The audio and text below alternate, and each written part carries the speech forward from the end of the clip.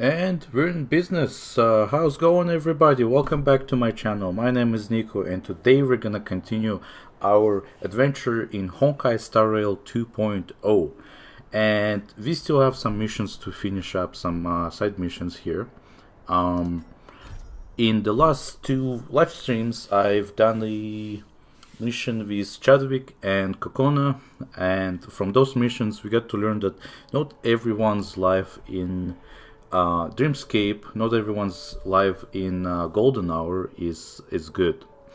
Some people actually get don't get to have fun and kind of suffer in their life in Golden Hour, and they can't really escape. So for many people, Dreamscape is a wonderful place. There's lots of fun things to do, but as we progress, we're starting to learn more and more about those other people who don't get to have fun. People that have to work and try to survive in this place as well.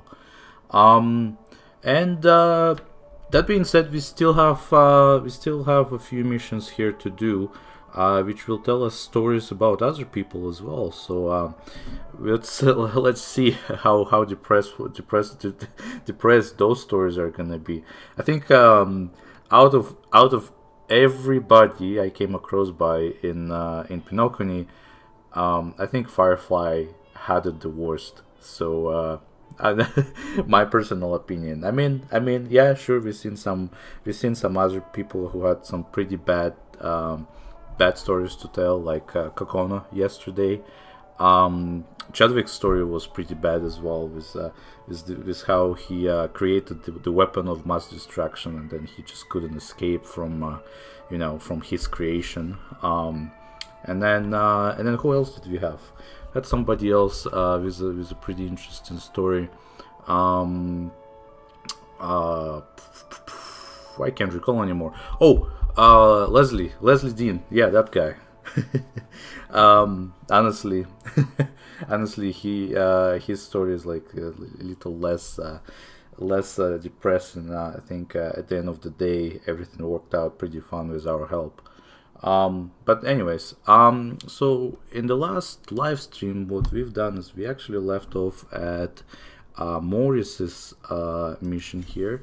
So basically, this guy over here, Morris, what has happened is we went up and we talked to him, and he told us that he's in love with this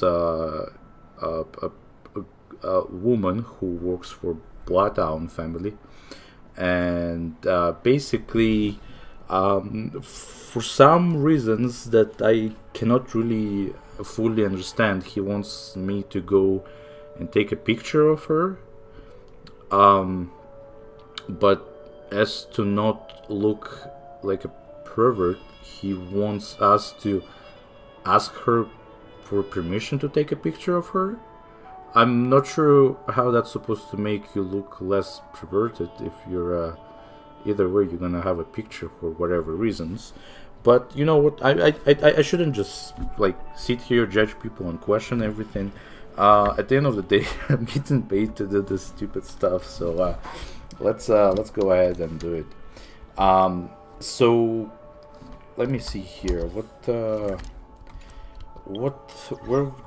The mission told us to go somewhere. Let me actually select it. Okay, so it tells us to go back to the hotel. I might have to turn my heater down here. It's kind of starting to get a little hot. Let me do it quickly.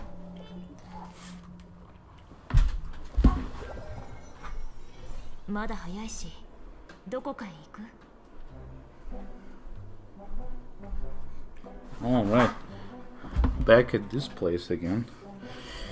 The place that brings me some bad memories. Alright, so there she is, Koti. Her name's Koti. Do you need any help? It's about Maurice. If you need to find someone, please ask the receptionist. The Bloodhound family is always ready to help.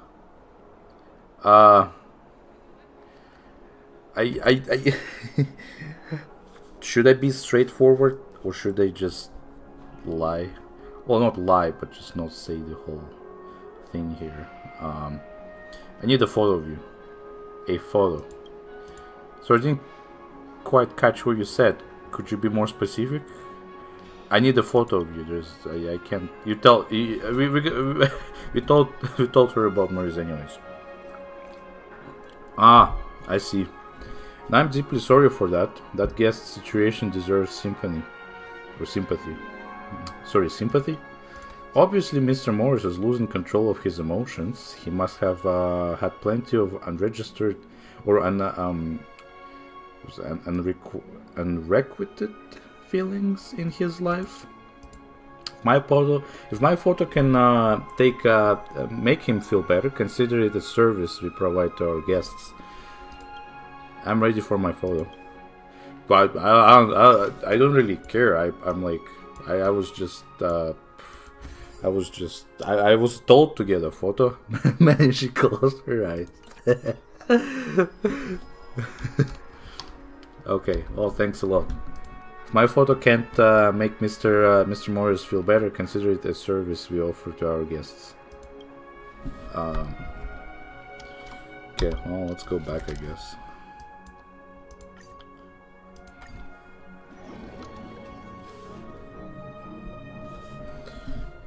It's gonna start with a photo, but then it's gonna then he's gonna ask us to come back to her and ask for other stuff. I don't know, it's gonna start with a photo, then maybe something else, something that she has, maybe her pen or something. Okay, here's your photo, you fucking perverted asshole. You're back. Did you get what I wanted? You handed the photo of Coty over to Morris. Man, I didn't even have to go to the printer to print it. That's nice. Look at her eyes. Her eyes were closed when I took the picture. As bright and clever as Bloodhound's what? This is exactly what I need. With this, I can finally be in her league, even if it's just in a dreamscape. In this dreamscape. Oh yeah, right. I forgot. He was trying to recreate her in the dreamscape. That's that has to be against some kind of policy somewhere, right? But wherever, I guess. Please complete this last piece for me. Let me become the rabbit she's after. The only thing that captures attention. Okay, finally I get to do the puzzle. I'm actually, the reason I'm dealing with this guy in the first place is just because I want to do the puzzle. Because I always hated puzzles in my life, but, finally I'm enjoying puzzles. Okay, this one we have to turn around, and let's do this one here. Put this one over here, and then this one here. Alright. Ah, Coty, it's you. My dream, my destiny. Is he talking to me? Look at you, so flawless. I'd gladly give you my 1/20th of my life without thinking twice. I'm also like, what? Wait, what? What 1/20th? Why so specific? Yeah, isn't 1/20th more than enough? But how? Okay, depends on, is he what's the average lifespan of his race? I don't know. Life is full of moments where you fall in love at first sight. I mean, there's so many beautiful things in the universe. I just realized she's there. I'm short-lived, yet I'm willing to dedicate 1/20th of it to just one individual. Isn't that not loyalty and devotion? 1/20th, that just doesn't sound like a whole lot. Anyways, I must thank you for getting me this last piece. I'll treasure my Coty until that 1/20th of my devotion burns out. Man, this guy is a user, what the heck? True greed. Koti, my life, my love, my destiny. You are one. You are 1/20th of my amazing life. The man pours out his heart, expressing his 1/20th of intense love, while the replica Koti remains unfazed. Here comes the clockwork. Might as well just make him happy, because here, you should feel happy. I once fell for someone who brought me immense joy, someone who almost made me believe that my love life has reached its peak. Just thinking about it brings a smile to my face. She was so perfect, so sync with me.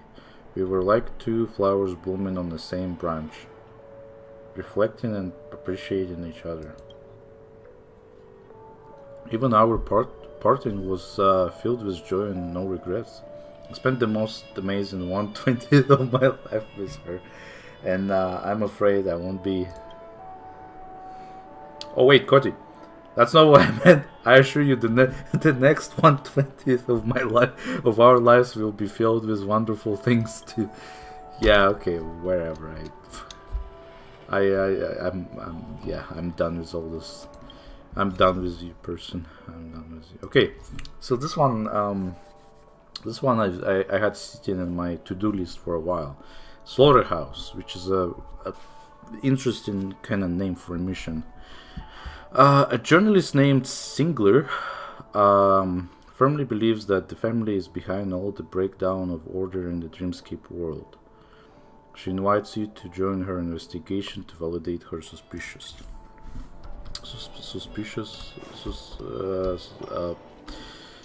her suspicion or something. Oh boy, interesting. All right.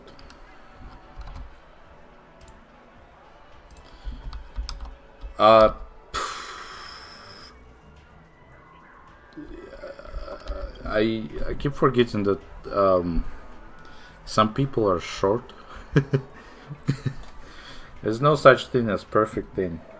There's always a flaw. We got that right.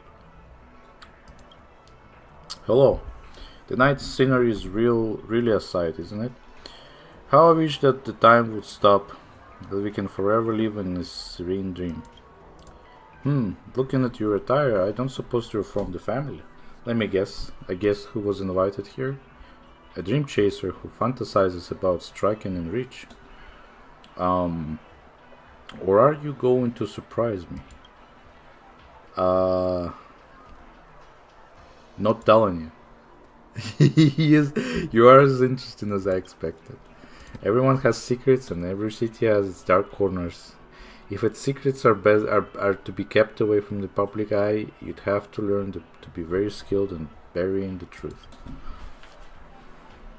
If someone you least expect uncovers them, it will be an awkward sight. You look like you have something else on your mind. What is it? Activate clockwork. I don't even understand why I even have that option. Can attach the fluff balloon. Could you be pulling my leg? All who live on Penacony know that it's extremely rude to extend such a request to a Pepeshi lady.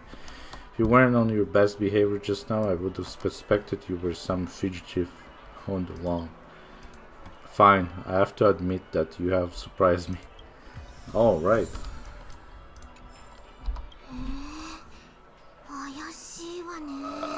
The syrup inebriates the tongue, and the night entrances the eyes. I wonder what prevents your heart from forgetting to linger. Okay. Give me just 1 second here. Whoops.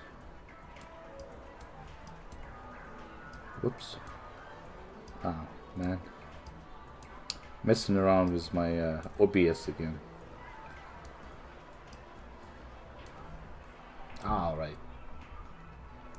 I had to turn down my bitrate, so looks like we're doing much better today than we did before in terms of stream. I don't know about the stream quality, but the definitely there's less of those issues with dropped frames and other stuff. Anyways, let's investigate the truth. Oh, your tone is quite animated. The truth is a very serious word. Hope you will wield it with more prudence. I want to expose the truth of the hotel and the dreamscape. Oh, so sudden. I remember now. I did send that agency message to the group. Just that everyone mostly ignored me. And they probably did a good thing. The guests here are ambivalent about uncovering this truth. Yeah, because everybody comes here to relax and chill, but here you are trying to like find the truth and stuff. I myself was about to abandon this mission. The first person who willingly answered my call to investigate was you, and I regret doing so. The family is definitely hiding something. Right. I feel that way too. I may not have concrete evidence, but as a reporter, sometimes you have to rely on your hunches. I can't always count on hunches to help me find the truth. But if there wasn't one, I wouldn't even dare embark on the first step of this investigation. I can see that you're someone who also got acute senses, and you're ripe with righteousness too. The right combination in Penacony's dreamscapes. The avatar of righteousness has descended into this dreamscape. Good, very good. Now we got motivation, brains, and Singular's eyes quickly sweep over that baseball bat you hold in your hand. I'm not holding a baseball bat in my hand. And I am Baron. Let's not waste time. If you're up for it, we'll move out now. Before the Reverie Hotel was completely locked down, I overheard a few rumors. At certain hours, a strange painting of ambiguous meaning would suddenly appear in that hotel, and perhaps even mislead guests, sucking them into an overworldly dreamscape. I know exact painting you're talking about. What's strange is that when inquired, the guests who had experienced the incident couldn't recall what happened to them. I don't believe that their collective memory loss is a coincidence. It must have something to do with the family. I don't know. I've been there many times and came back without losing my memory. But I mean, if someone from the family did actually show up, I'll probably beat the fuck out of them. I think that strange painting will be the key to our progress in this investigation. So I'm assuming most of our mission we're just gonna spend in the real dreamscape where everything is messed up. Truth to be told, I learned of a secret passage that leads into Reverie on one of my investigations, but I was alone then and didn't dare to venture forth by myself. Now that you're around, I can put my mind at ease. Let me know when you're all ready. We'll set off for the Reverie Hotel then. Yeah, let's go. Okay, please follow me and remember to keep a low profile as we don't want any attention. What do you mean by low profile? Like, okay. Oh no. It's this room again, isn't it?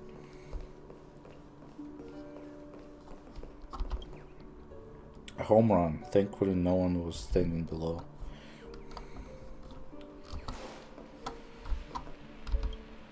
Only garbled visuals are left on the screens, accompanied by the sounds of an ear-piercing electrical current. Oh, interesting. Yeah, Firefly. What have you done? Alright. This is it. that creepy painting is floating in the middle of the hotel hallway. It may even devour lost and unwitting guests too. Its existence is ironclad proof that the family has lost control of their dreamscape. Yeah, I guess. I mean, does anyone care? Do you care? I don't care. The family must already know about the strange happenings in the hotel. These paintings are just one of the more explicit examples. My conjecture, and it's mere conjecture, is that they had already planned to keep these anomalies from the guests in the first place. But guests going missing are too conspicuous to hide. When the situation went gradually awry, the family decided to shut down the hotel indefinitely. A reasonable deduction, but it still lacks evidence. Singular inhales deeply.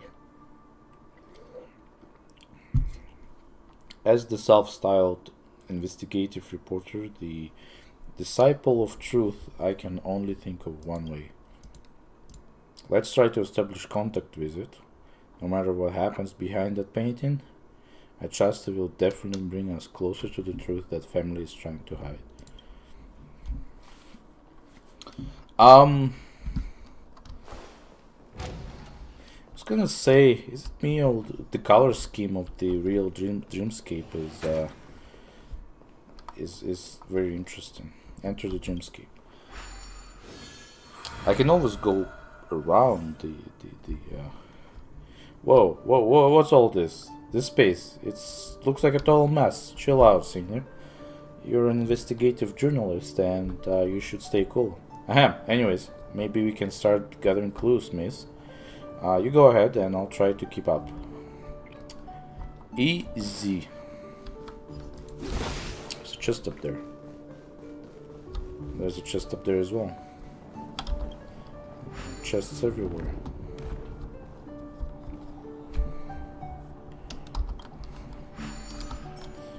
Okay, what are our options here?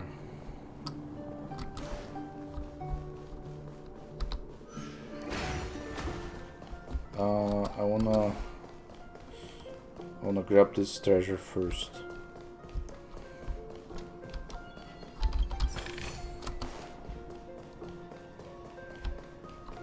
Is this a note? Who left it in there? What's written on it? A shame that it's so scratchy. Well, let's check out other places. Scratchy? Is that actually what it said? Or did I just read it wrong? Let's go up here. There's another chest up here. No dialogue there, apparently. Alright.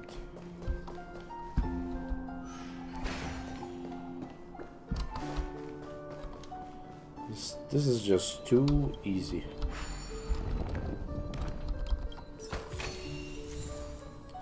I think we've collected all the clues in this area, right? Looks like that's all of them. I think it's time to sort out the clues we gathered so far, miss. Of course, we really should get out of this place. I'm feeling a bit woozy.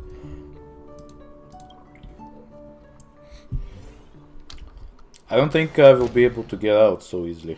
I don't think it's just, hold on. Okay, that's interesting. Just teleported back here. Ah, dizzy, so dizzy. This spiny body of mine really can't take much more of this torment. You on the other hand look refreshed as all heck. I'm impressed by your constitution. I'm actually like shouldn't I be more like sensitive to memoria than everybody else? Nothing I haven't trained for. Phew, I can see that. Anyways, let's piece together the information we obtained so far. See what we found. See what we found so far. Okay, we got some text here. Part 1. This moment is finally here. Before I entered the gym today, the shift led found me and had a long earnest chat with me. He spoke too fast and I couldn't catch most of what he was saying, but I still sort of understood what he was trying to tell me. He feared that I would be in grave danger when I entered the gym this time. If I can't complete the mission successfully, the family will surely banish me from their ranks. He even said that he really appreciated me, that there were few young people like me who were this low profile, hardworking and industrious, and he hoped I would pass the trial without a hinge. Alright. I exchanged a few perfunctory words with him, then went back to my room to prepare to enter the dream. It'd be a lie if I said I wasn't the least bit anxious, but what else could I do besides mutely accepting the current situation? I closed my eyes and forced myself to take a nap, the dreamless kind. To be able to do that thing, I would have to be in optimal condition, physically and mentally, no matter what. Alright.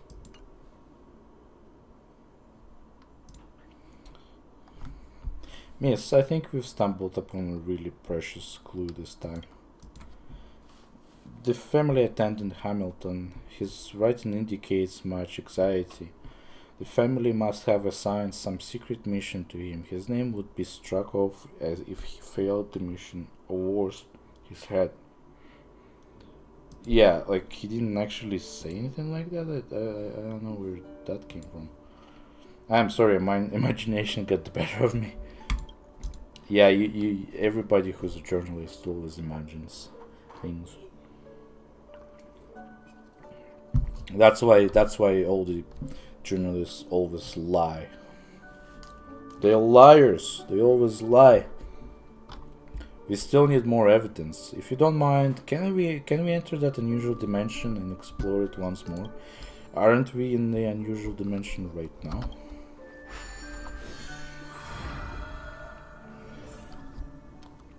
Alright. Wait, is this place... but our target remains unchanged. Let's focus on finding clues, miss. See a puzzle. I see a puzzle.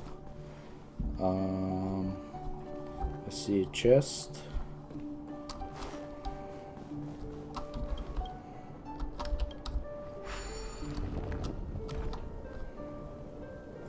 I don't really need to go up there, do I?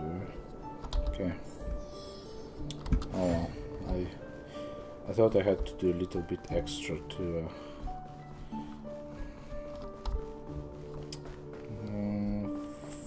let's try this.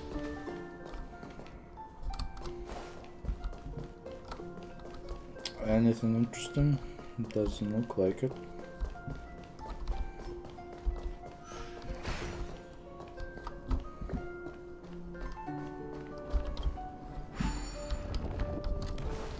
Puzzle.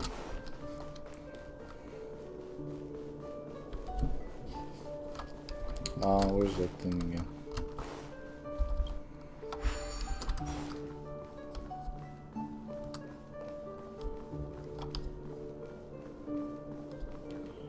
Maybe I should not. Ah, well, I can dab up there anyways.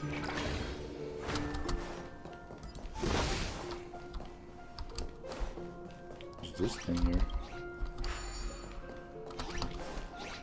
Shh. Stop making noises.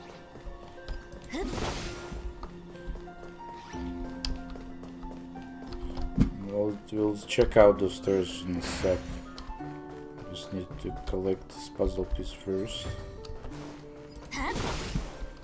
And the chest as well.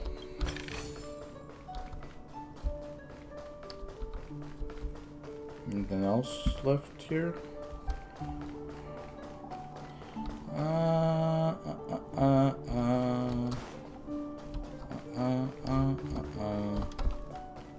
Let's go up here.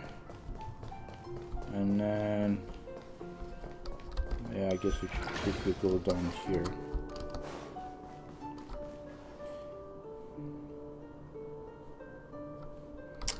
Actually, let me go collect the chest quickly.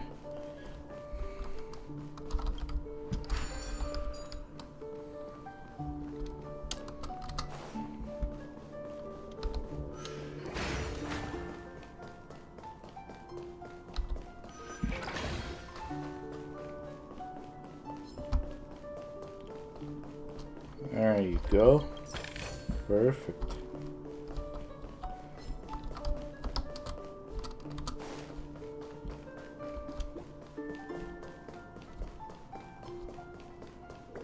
Now let's do the puzzle.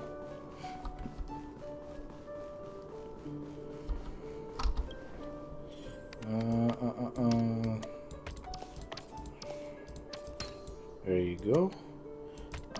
This one here. This one over here, and then this one here.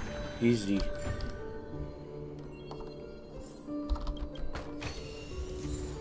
Think we collected all the clues in this area, right? Looks like that's all of them. Let's piece together the clues we've got, miss. Man, keep going back here. Okay, what's up? Good, the investigation has been going well so far. At least we can still walk and we haven't lost any limbs. Let's piece together the clues we just got and see if we have made any progress with our findings. Okay, part number 2. I entered the dream and woke up in reverie stuffed dorms like usual. But the feeling of everything around here was oddly strange. The people around me seemed to notice something, and I felt that their gazes cast toward me were somewhat peculiar.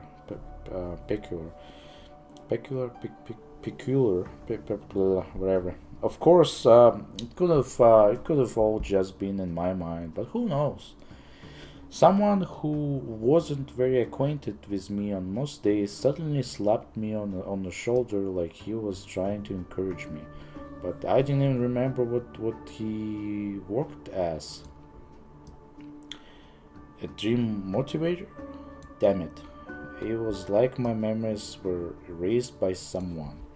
Jeremy and I traded a few lines, mostly about those recent strange happenings in the hotel in the dreamscape.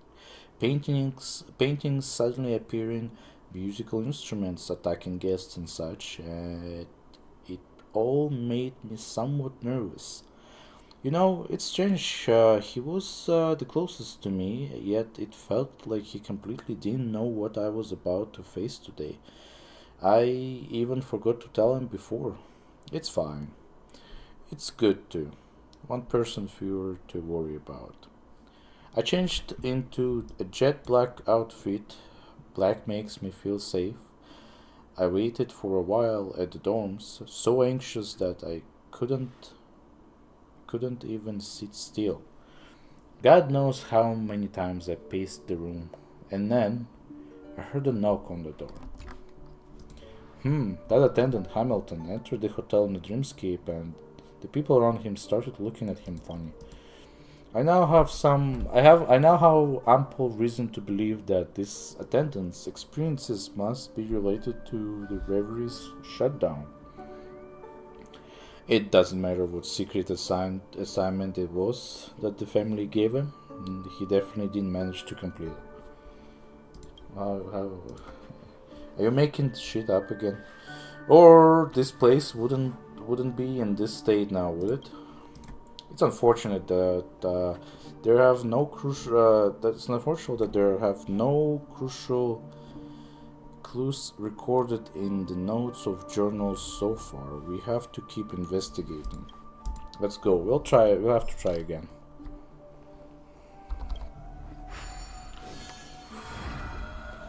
All right. These mazes, they're getting more and more complicated. But that won't be a problem to you, miss, right? Let's keep searching for more clues. Yeah, let's do that.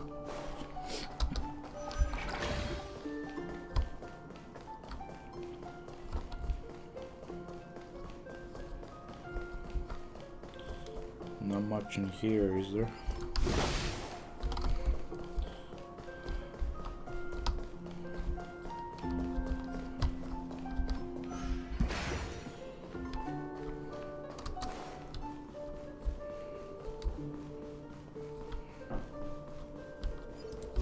Pow.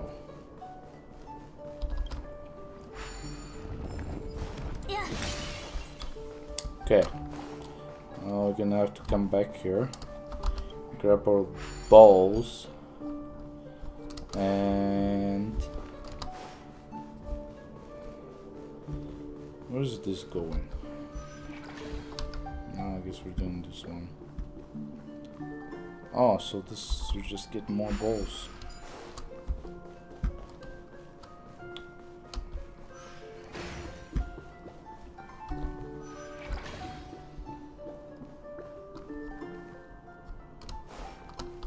Can't do too much with that door. There's a chest here. Alright. Good business. Alright, let's return back to the to this place here. And I want to check out this wall here.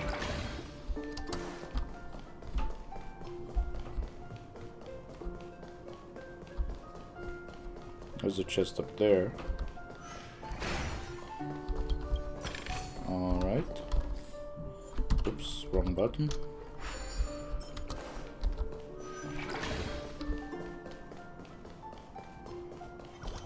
Let's try this wall here.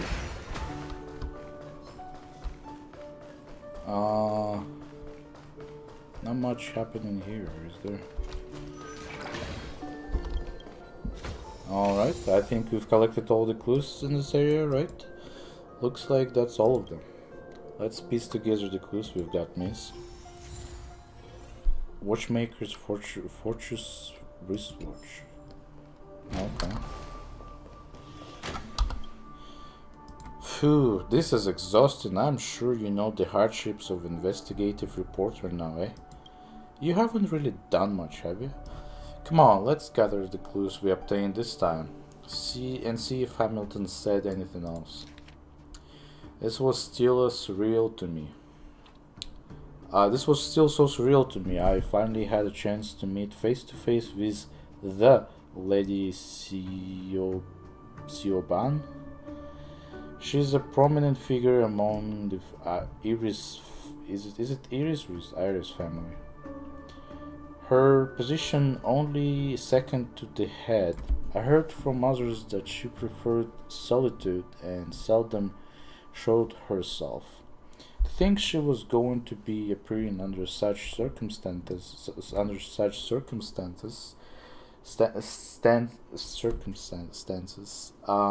and to interact with Loki like me. I was extremely nervous initially with all my words stuck in my mouth, but Lady Sioban's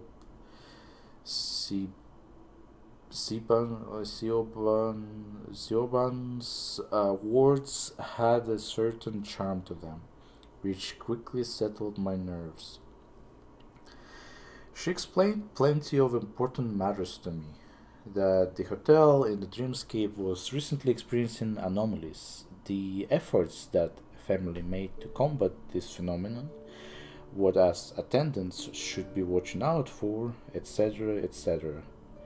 She was extremely fastidious in her elaborations and even was miraculously alert, absorbing every single word that she uttered. Finally, Lady Sioban told me that in the face of unprecedented disaster, every Iris, nay, all family members had to be prepared to draw their weapons. To protect our guests' interests, we had to stand between them and every horrific event that could present the slightest threat.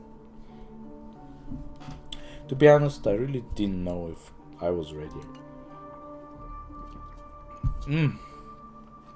Sioban.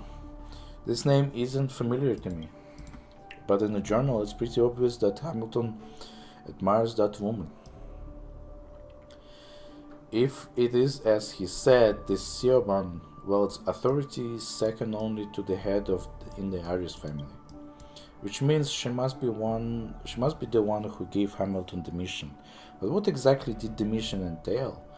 Erasing a guest's memories, suppressing the anomalies in the dreamscape, finding the source of monster propagation? The notes reveal nothing of this. Honestly, I'm getting a little impatient. I don't know who this Hamilton guy is in the real world, but I think he's got the potential to be one of the Riddlers. But since we are already here, it'd be a waste to give up now. Let's try one more time, miss. I think you're very curious about how all this will unfold as well. I have a bad feeling about this. Phew, I'm already sweating just looking at this labyrinth. I'm counting on you, miss. I have a hunch that we will be able to get this done. Huh, interesting. Okay. So this has puzzles, mostly. Let's see.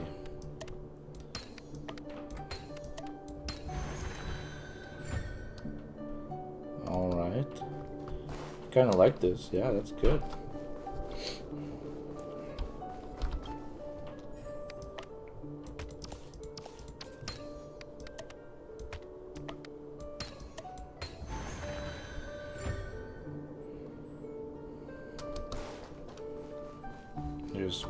This is where I can get some balls. Alright, this is here, this one over here, and this one here. Challenge completed. Alright. So let's start off here, I guess.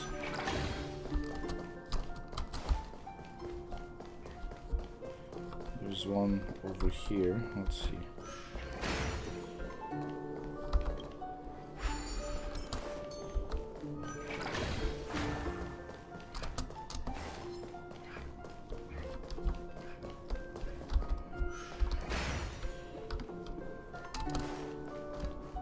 Okay.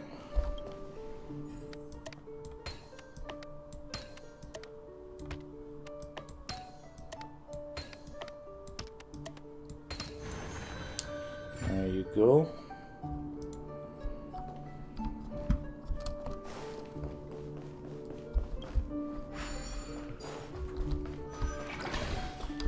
Okay, where to now? Let's go up here.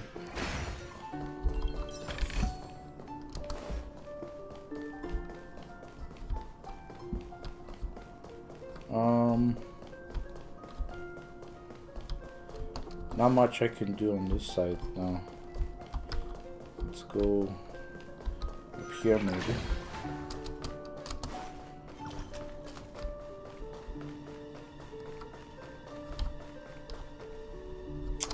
There's another chest here, but looks like I have to go back and reset my stuff. What's that thing right here?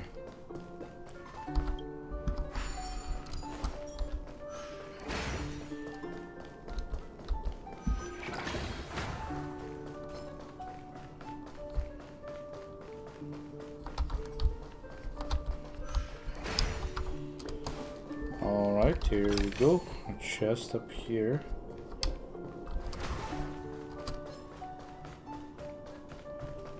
Back here we go.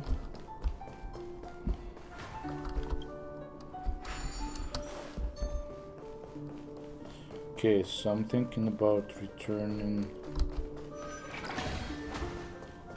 back here. That should be the last chest, right?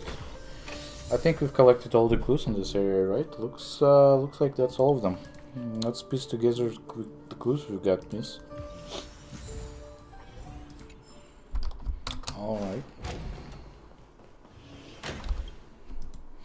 I think I am at my limit. Hope that Mr. Hamilton will get to the point this time and stop beating around the bush with his entries. Hurry, before I faint, we must look at the clues. Part 4. I did it. Praise the Great One. I managed to secure my job. I could even call myself an Iris. This entire ordeal was intensely harrowing. I tried 3 times, failing within 5 seconds on the first 2, but with the final attempt, it was a miracle that I actually pulled through. Relying on some meager string of harmony, I resonated my thoughts with that blasted plate and that disgusting piece of sponge. I held on for 20 seconds, successfully making that plate spick and span. I even used my telekinesis to turn the tap on and rinse the lingering soap bubbles on the plate. All around me were applauding, and I thought I spied Lady Sioban from the periphery of my vision. Having completed this step, I wouldn't just be some insignificant trainee any longer. I was now a proud member of the Iris family, now and forever. I don't. How's that a masked fool? Hamilton, you annoying fool. No matter where you are right now, I'll punch your face in. The papacy person is fuming with rage at the note, not a figure of speech, but literally steaming with smoke. And then she turns her face skywards and falls over. Where is she now? This heart-wrenching land of dreams. You guess that she won't be coming back for a while. Well, that's good. I'm happy. I don't really want to see her again. So.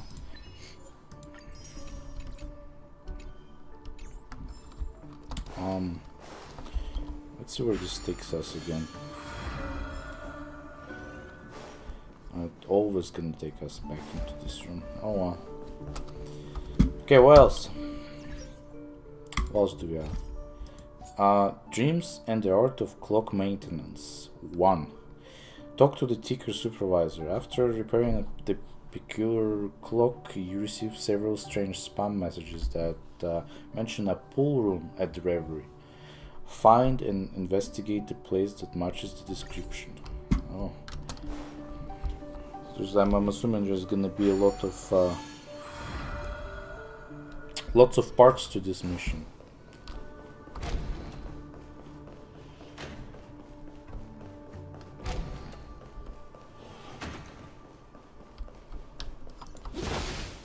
It's like a elevator area or something.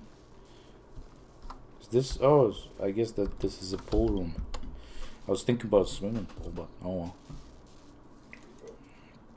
TikTok, what do I do? TikTok, Dream Ticker Supervisor. TikTok guest, hello, I'm a Cloaky. Welcome to Dreamville. Message from you. So, are you the one helping out? I'm ashamed. My dear guest, I'm sorry that you had to witness this unclothed side of us Dream Tickers. What exactly are you? We're the Sweet Dreams troupe of the Iris family, outfitted as attendants in the image of the cartoon star Cloaky, and are used to bring joy to our guests via our adorable aesthetics. You look nothing like Cloaky at all. I don't know what our creator was thinking either, but that was supposed to be the planned design. Our jobs are the most mundane among Sweet Dream Troop. We have to repeat the same lines every day, and there are almost no chances of promotions or days off. Middle management dream tickers like us fear that our subordinates will turn into the Dream Jolt troop, which is why we brought some building blocks to help them decompress. But they all turned wonky after receiving the building blocks. TikTok, I have received too many guest complaints already. If this keeps up, our entire department will be optimized. But a gym ticker told me that someone who could fix us showed up, and that's you, my dear guest. Do you need any help? Yes. Since you can fix us, you must possess some extraordinary talent. Please help us. Leave it to me. You're the kindest person ever. I'll have my subordinates prepare a token of appreciation for you. Please look for the faulty dream tickers across the dreams. TikTok, and remember to bring those strange blocks back too. Talk to ticker supervisor. Kind guest, I thank you for compassionate act on behalf of all dream tickers. Retrieve the eerie building blocks. What? After some time?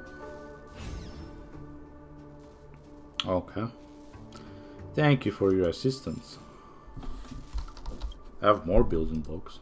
Can't guess that. Yeah, okay. Retrieve the eerie building blocks. Insufficient items. Okay. Okay. That would be a good place to take a break. Yeah, let's take a quick break. I'll be back.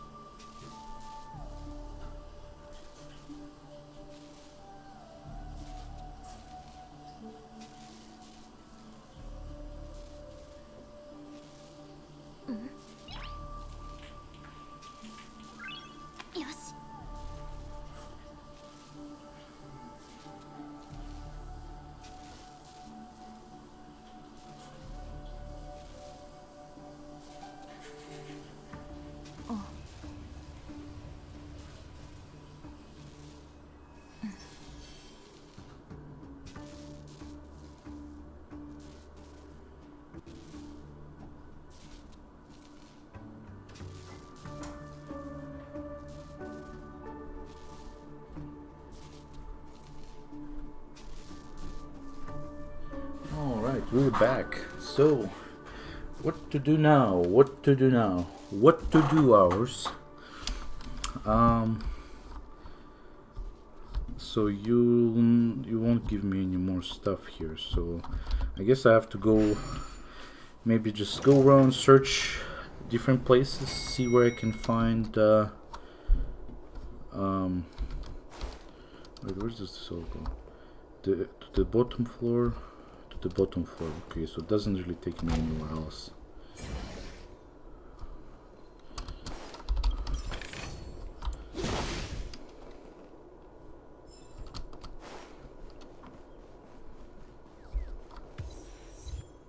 I'm growing up.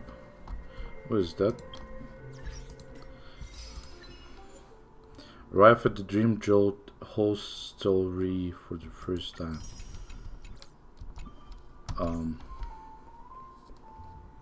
I mean, I've been here before, so.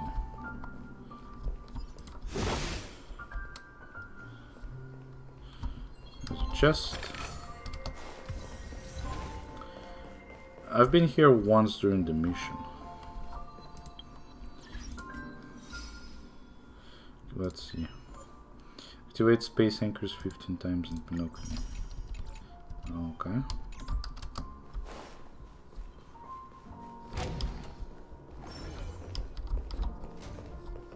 Investigate. An empty stage. It suits the currently a desolate ambience in the bar. Music is still playing. How do I get up there to... Oh, I just look up there. Lost 4 or 6. Now let's go ahead, fix it up quickly. Forgetful Gene Ticker. Who are you? Where is this? Who am I again? Puzzle time. This is a hard kind of puzzle.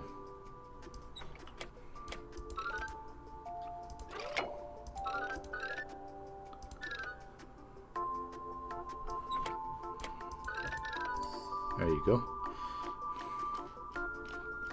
Alrighty. Put it like this. Very nice. Oops, I mean to hurt you. I think I remember. I'm the ticker that plays Clocky. This isn't my workplace. Oh no, I'm going to be late. Okay, no, I see where we get those building blocks now.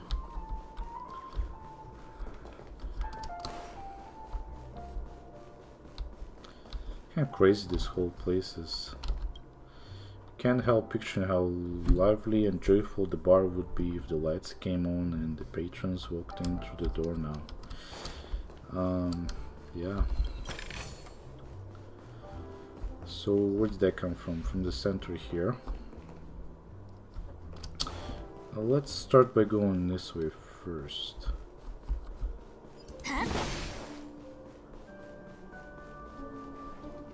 Oh yeah, I don't think I've ever been here before.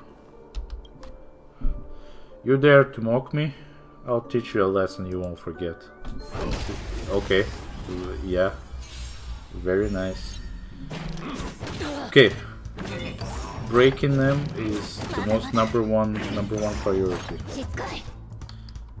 Number one priority. Okay. Let's see what this is. There's also 2 of them, which is crazy.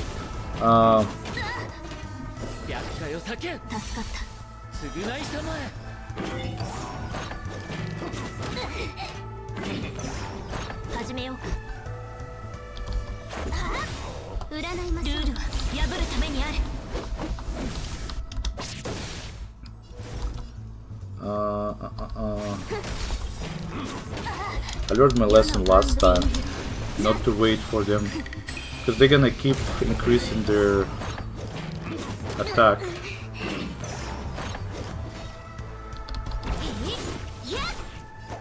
Man, if only I had Zella. Zella's ultimate right now, I'd probably be able to finish those guys, but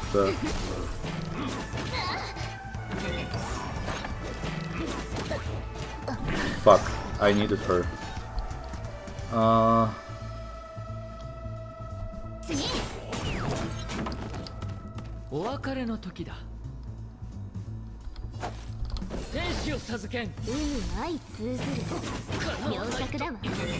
Fuck, I won't be able to take him down now.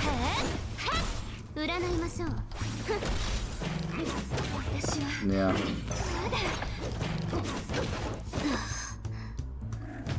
This is just a bad situation. Well.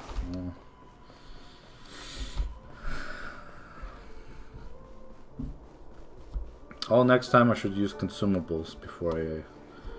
Do I get a second chance? Is that what it is? Just in case, let's go and use consumables. In terms of defense, what's the best defense consumable?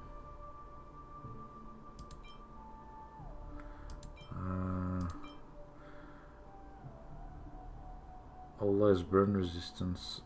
Not really. Extra. Let's use this one here. And then what else would I want to use? Attack consumables. Energy regen. Yeah, how about energy? Upon immediately regenerates. Instantly.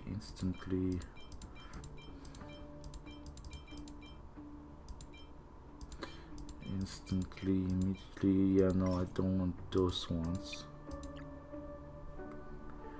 Attack consumables. Where's the special one? Okay, special with the shitty ones. Upon use increases all allies attack by 60% for the next battle. Yeah, let's do that, I guess. Maybe, just maybe. Let's do this.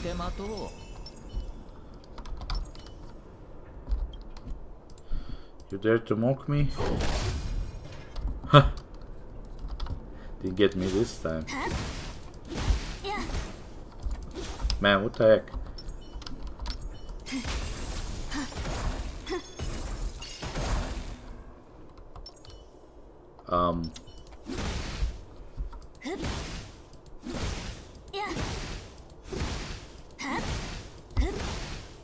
Oh, this is not how it's supposed to be. I don't think. Okay, well, I'll stand closer this time. How about that?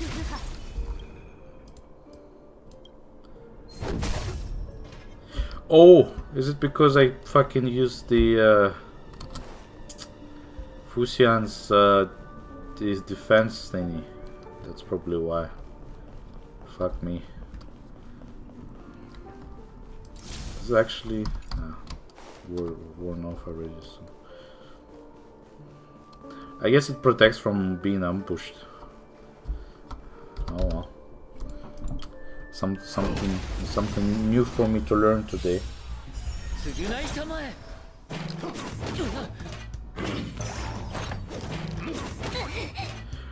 I should have probably restored their health, as not their health, the energy, so I could use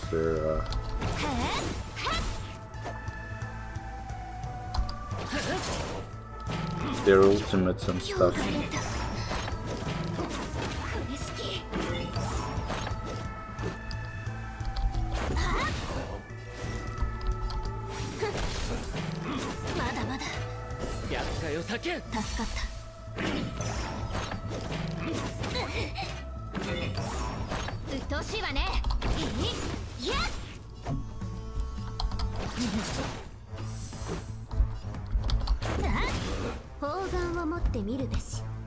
Wait, it's also reversed for some reason. Whenever I attack the left one, it always attacks the right one and the opposite.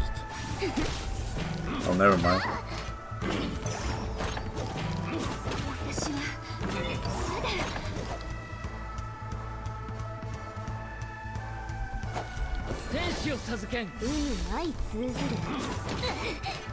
Jesus Christ.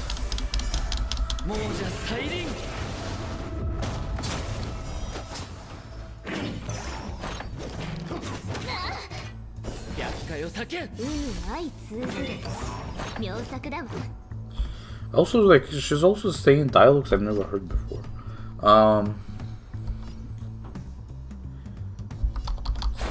Try and finish this guy, maybe.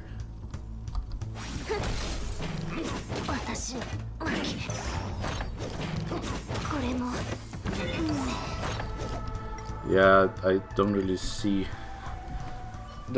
a point in here. Okay, let's do it smart this time. Let's use this.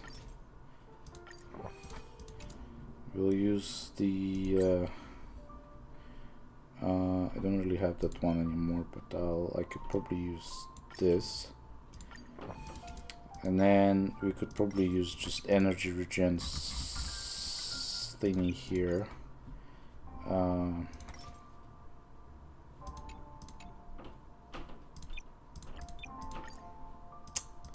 Go on.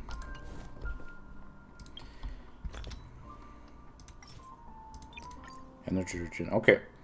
So for the energy, I think this is. I can just use this.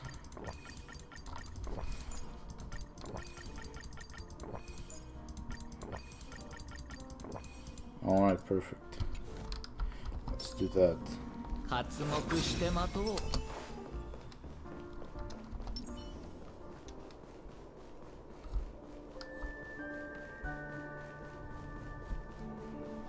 Okay, trash can.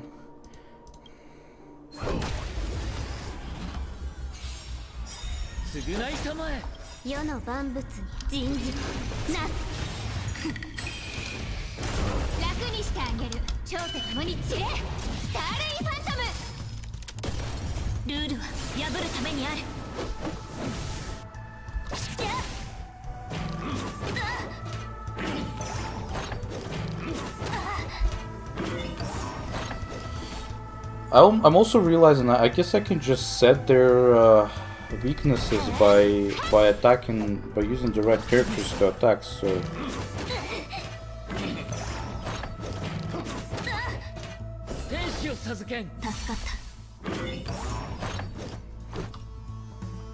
let's do that. Let's do that.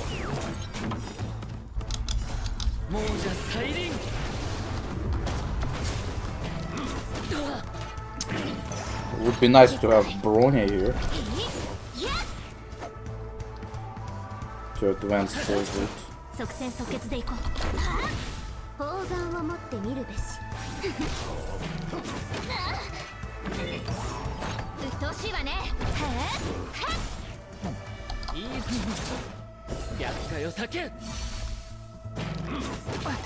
Fuck, like out of all people he had to attack her, but that's okay. At least I was able to get him this time. Yeah, this one is fucking painful is what this one is. Press the button.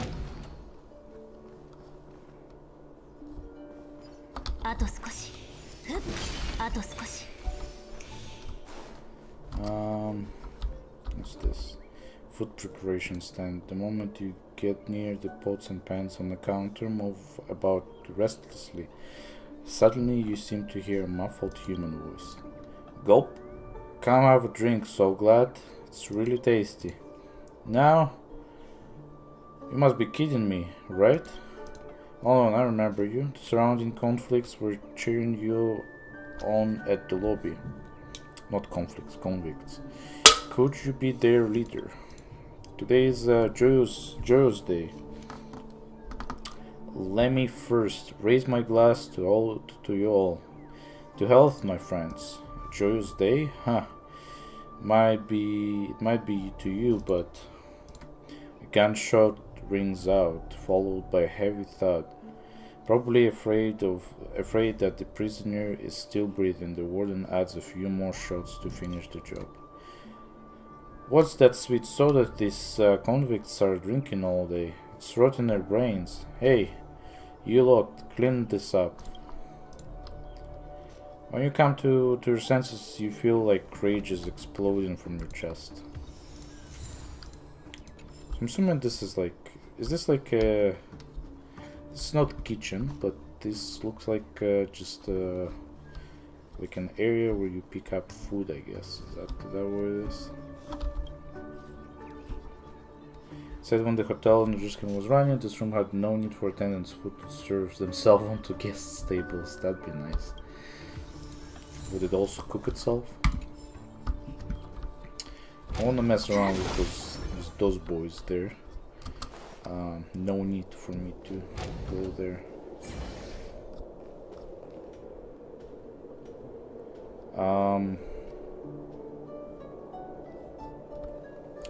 Is this the same room where we dropped the chandelier to get downstairs on the bottom floor? I think it kind of looks like it. Yank.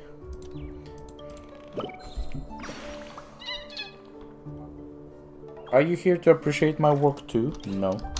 This is a statue modeled after me. I pity they forgot my lustrous hair when they sculpted it. That's the only blemish to this picture of perfect beauty. You can admire my beautiful figure here while I make my way back to the tree. Where is the tree? Wherever.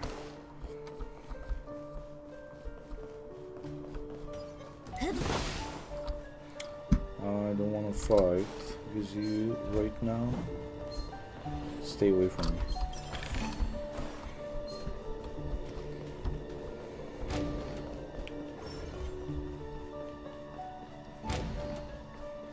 There has to be sustenance anchor somewhere. Was this the room where everybody... No.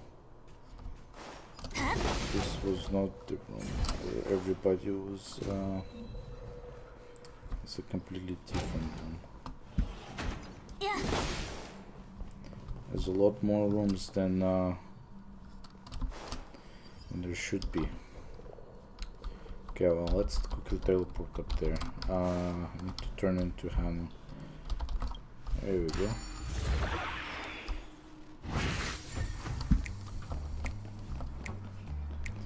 Rush B, rush B.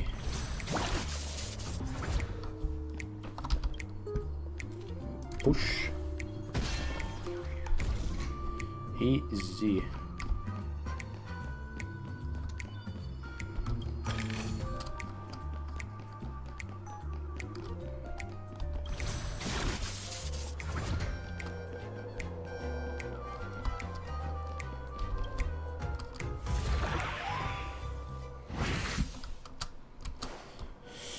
All right.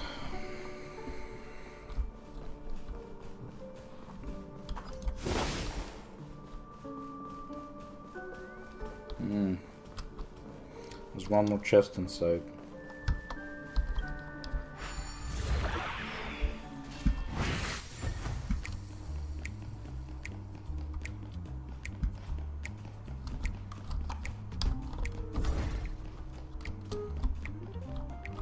Uh-oh. Uh-oh. Trouble, trouble. Run. Run, run, run. Alright, the chest here. Yink. You receive the treasure looted by the boss stones and... okay, this has nothing to do with the pirate. Yink. Yink. Brother Hanu, it's Brother Hanu. Brother Hanu, can you defeat Boss Stone? You're so confident, and the Brother Hanu's for you. That's Brother Hanu's for you. I really want to fight alongside you. I want to rally all the birdies on the great tree and help you defeat Boss Stone. We will chase him out of town. So why do you dip then? Okay. Stay away from me.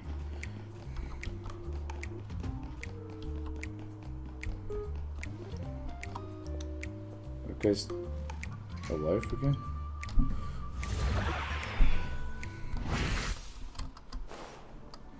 This is an interesting room because this room does not have doesn't have any connections to the outside unless you go upstairs like I just did. I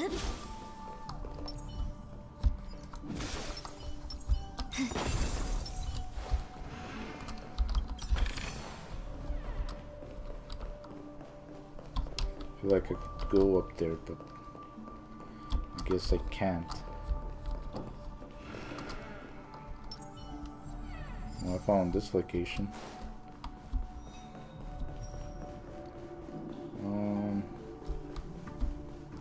Nothing super exciting here.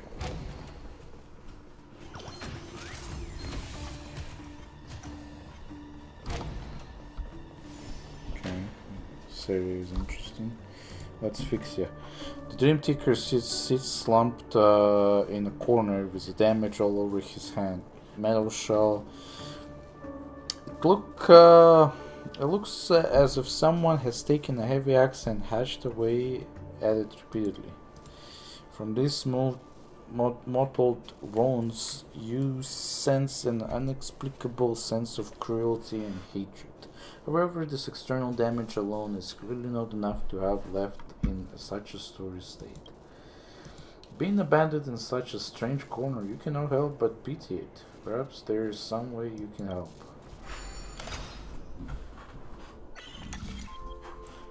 Oh, let's see about this. No.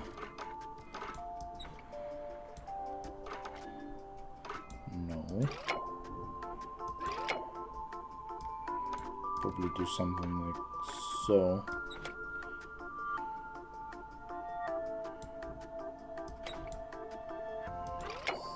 There we go.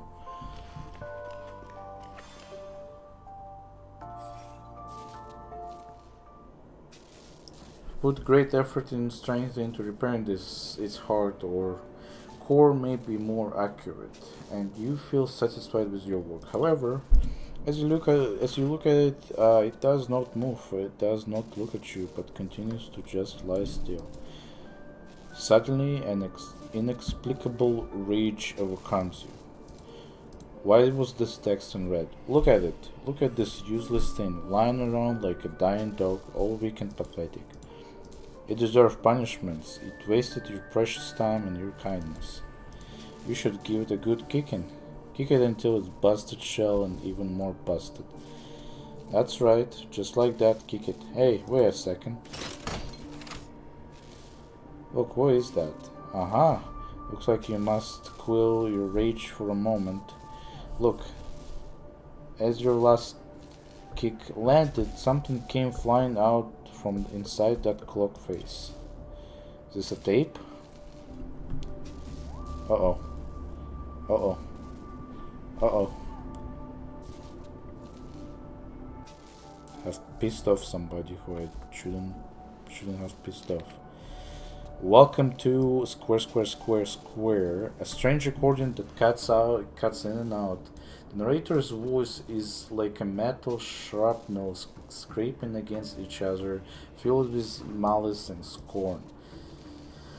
Blah blah blah. Dear guest, welcome to Dream's Edge. I am your guide, Cloaky. To ensure everyone has a pleasant journey, please bear in mind the following at all times while sightseeing. First, the specialty at the edge, the dreamscape phantasmagoria. This huge flowing building forms not only a landscape but also a unique local ecosystem. A sentient life form that can react to guests' touches. Please do not touch, graffiti, or vandalize it. If the ground or buildings shake violently, please do not panic. These are mostly caused by the phantasmagoria's periodic activity or guests touching it and do not usually last very long. If you find a building you like, you can go inside for a visit without purchasing any additional tickets. Please select the buildings carefully as each guest only has one optimal sightseeing experience available. So glad at the plaza afloat, burger on the food truck, cloaky pizza or popcorn, of all kinds with that fresh flavor rich in various nutrients to quickly restore health and vitality to the consumer. The above food and drink are all provided to the guests free of charge. Please feel free to take anything away. Please refrain from hunting local residents or other wild creatures. Providing the best in quality services, here are most popular attractions that we recommend. So Glad Bonanza. Dance along with the sweet Dreams Troop. What are you waiting for? Come on. Open your mind, release your pressure and shed some of your blood. Okay. Remember, these hard-working birds roam the city each day, searching for their favorite materials to patch up the holes in their bodies that cannot be filled. But the Phasmatogorians are too cheap, and the locals don't give any support, so are there any kind of visitors who'd be willing out to help? Automatic Symphony Orchestra, roll up, merge your body and mind this wonderful musical operetta. Swing freely on the strings, pop up and down with the brass piston, feel the rhythm of the keyboard and drums being hit. Enjoy eternal delight through its internal music, until your soul emerges into this world. Okay, let me take a screenshot of this. All right. You see, I'm thinking this might be a clue to something at some point. You see a sudden flash of color before your eyes, as if you were being shown a glimpse of something, yet you see nothing. Strange electrical buzz reverberates through your mind as if you hear something, but you cannot make it out. One thing is certain, a single emotion, you are even more enraged. You feel a presence that you cannot sense lurking all around you, greedy, thick, and ready to strike. You lower your head to look at the tape in your hands. The unsuspecting little object is emitting some kind of irresistible attraction, trying to pull you deeper into the mire. What will you do? Stuff it in a pocket. Yeah, let's do that. Are you sure you want to do this? Are you certain? Are you really certain? Haven't the lessons learned along the way taught you to proceed with caution? Alright, fine. No one can quell the curiosity of a trailblazer, much like no one can stop a raccoon from making a trash can their personal playground. Well then, stay tuned. Let's see what surprises this strange thing will bring your way. I mean, I don't know what if I leave it here. It's just like, what am I supposed to do with it? Like, if I just leave it there, it's just gonna sit here and nothing else can happen. Okay, well.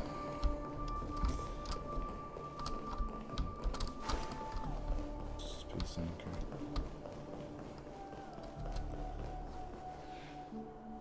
So. Okay. There's a puzzle there.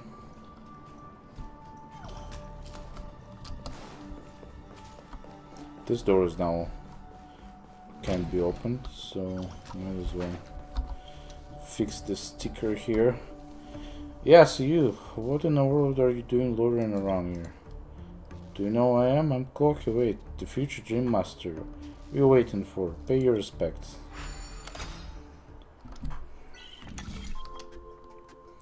Alright. There you go.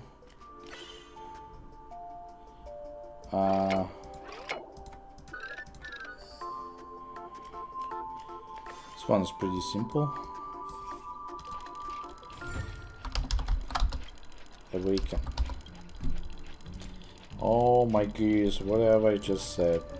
Please take these gifts as apology, my guest. Please don't report me to my supervisor. Okay. Serial is not available.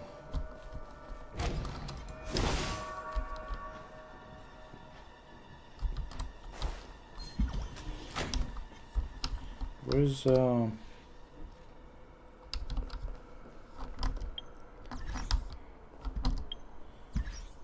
see if I can take a picture of that whole area. Yeah, this is not the best place. It's pretty unfortunate place of someone's death. Please break the special Mr.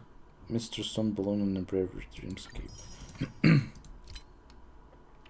After using the consumable Dreamicon, cast the skill on the wrong track. Okay. Alright.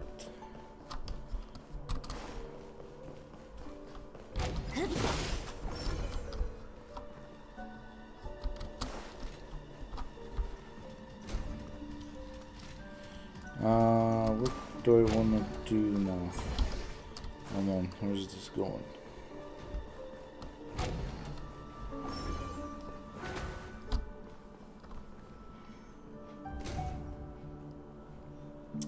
I don't think I've ever been up here, and that's probably a good thing.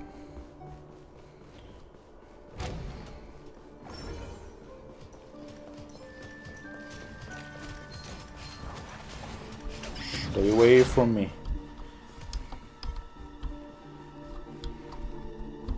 Okay, interesting. So, yeah, okay.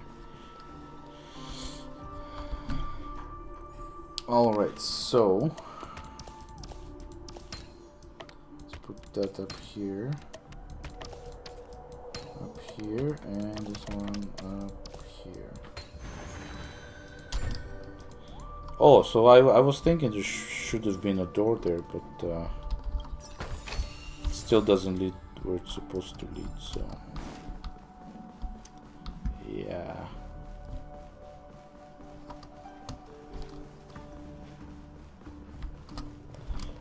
It's just up here. This door doesn't work. This whole hotel is confusing. Go back up here. So we came from this way. There was nothing up here left to look at.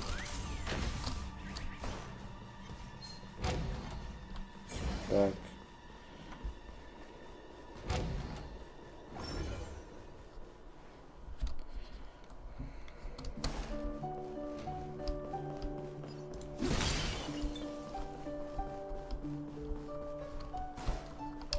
Any tickers here? So strong guys up there.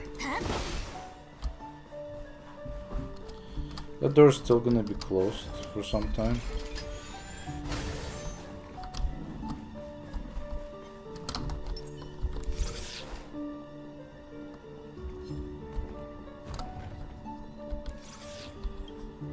Cannot be open in current state.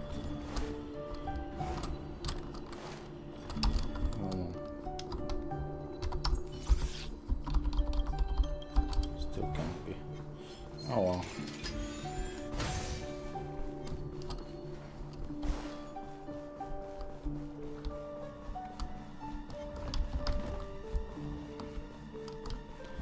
Okay, so yeah, that is very interesting. Maybe I should go down that way.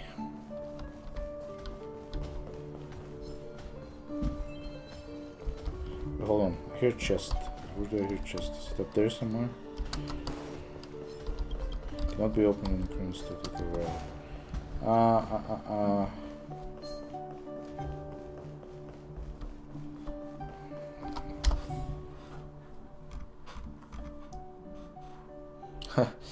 I like how they actually did this. I like how they made it three-dimensional, so you can still somewhat navigate around.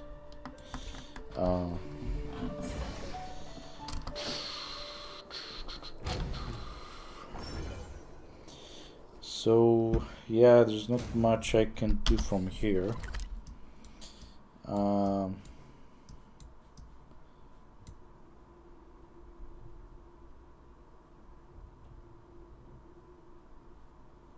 Don't really want to go all the way up there. There's nothing interesting to do there. Dream's Edge, Golden Hour, Child's Dream.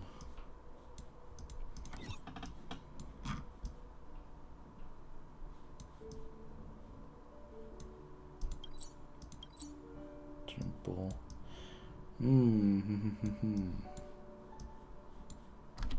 It's this whole area in here.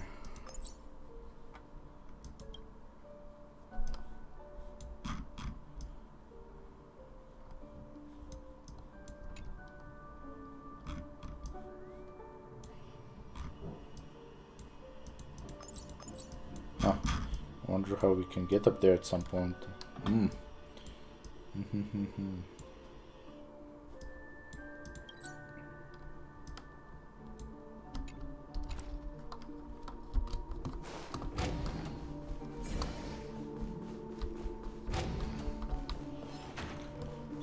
Run through here and back here. What did they say it was now? Down this way.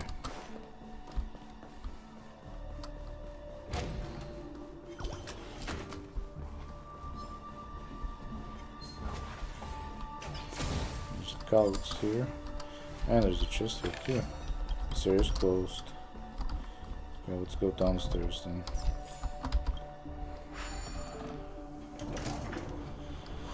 Phew, boy. This place is indeed confusing.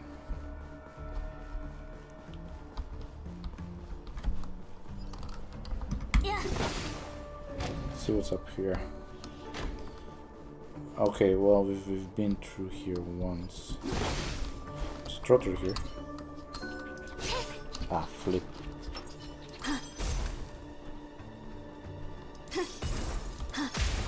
There we go. He almost got away, he almost got away.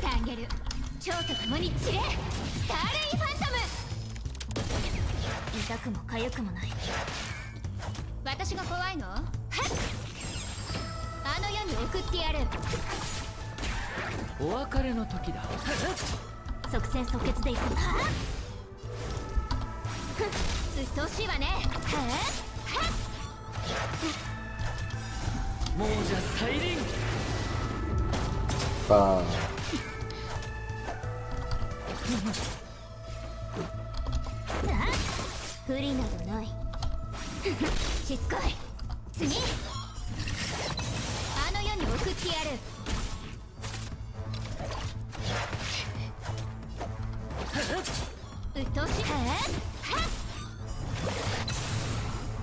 Easy.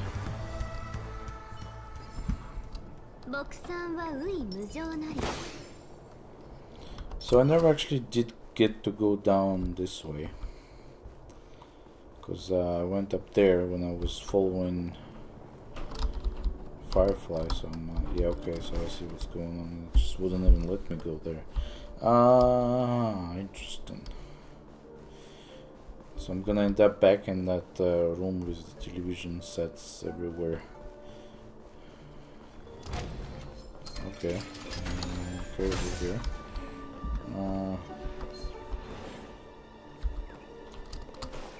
Yeah, oh, perp.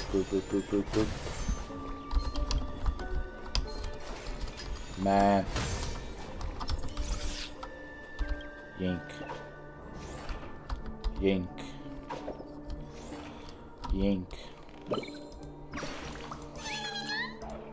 There was also a little girl who ran past here hurriedly earlier.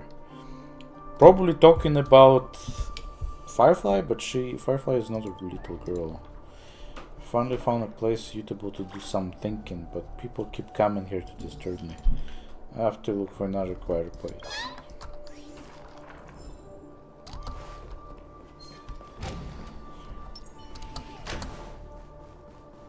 Pow. Cannot go there. This was the room I was thinking about.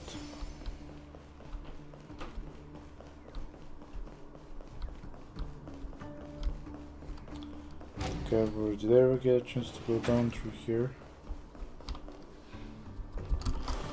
Yeah, I guess so. Actually, I think it's time to hand in the built-in blocks. Oh no, still don't have enough. I'm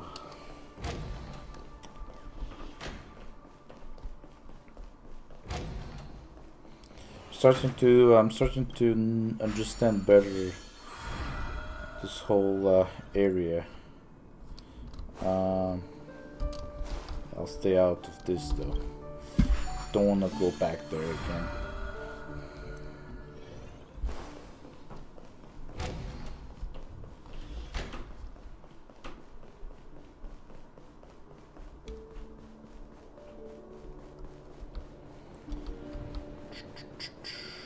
Lots of TV sets in this hallway.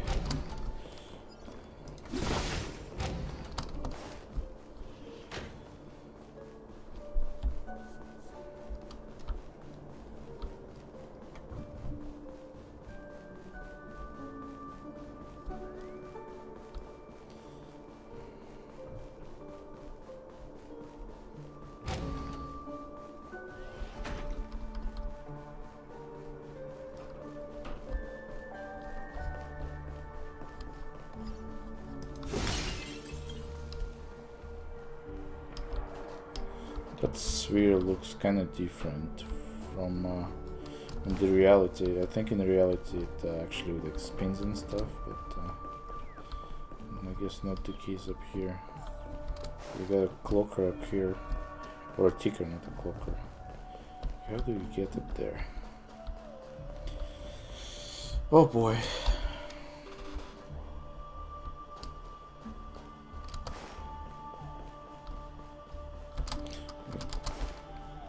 What's this? Road service has halted indefinitely. Okay, let's take a look at this clock here. Come on, man. What did it say? TikTok, I can't make it anymore. I'm never playing Clocky again. I refuse to serve your pestering whims ever again. Get lost or I'll blow your sky eye. Okay. Yeah, you wanna fight with me? You wanna fight with me? Guess you haven't. You've never seen a bat in your life.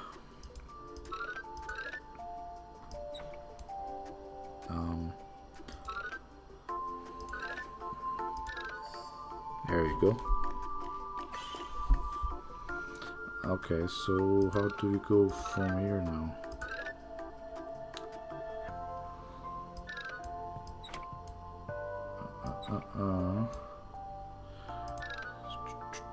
Okay, here we go, like that.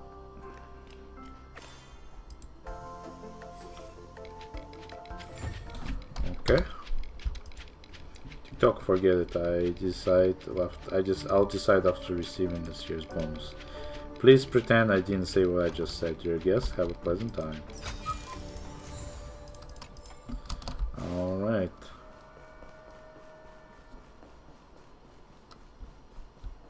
There's a chest up there. This also sounds like there's a person standing there. Also sounds like there's a trotter around here somewhere. Or a bird, not a trotter. Here. Few dream bubbles occupy the space in front of you of the sofa. These seats are now prohibited from usage, but why not give it a whirl? I'm on my break right now. It's not Lady Vermilion. Really spooked me. I have to get back and sleep more or whatever. Did I miss the sticker? Stellaron Huntress Sam. Well, Sam, I'm very happy about you.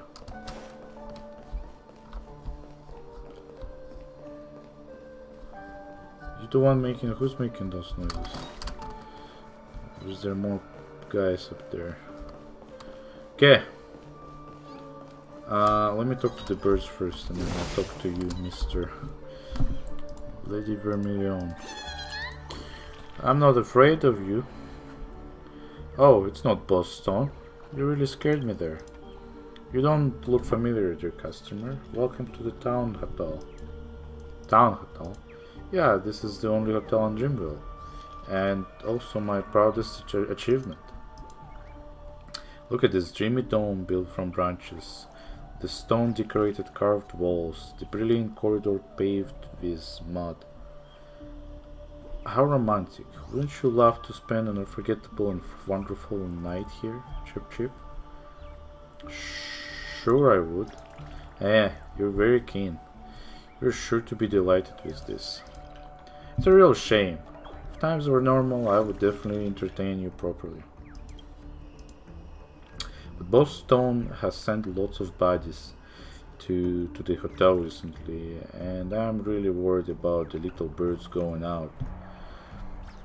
It would be amazing if some kind-hearted guest could help me find them.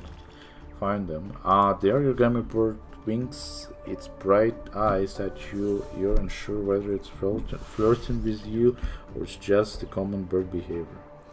Let me help you. You're indeed a very good person. Once all of the Bostone's bodies scram, I'll definitely show you around Dreamville. Please, dear guest, if you see any of the other birds in the hotel, please call them back to the big tree. I'll definitely make it worth your while. Where is the big tree? Where is Wolseley? Wolseley. You're in trouble. Call the Bloodhounds on the double. We're always at your service. About the bizarre tape. As expected, another victim. Hand it to me quickly. This is not something you can handle alone. So what's going on? It's a long story. Simply put, there have been a large number of assault cases targeting the Sweet Dreams troop lately.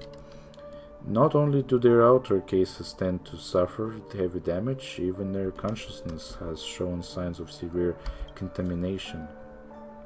The culprit in every case has left behind a tape. That's right, just like the one in your hands. Those tapes seem to be the origin of contamination.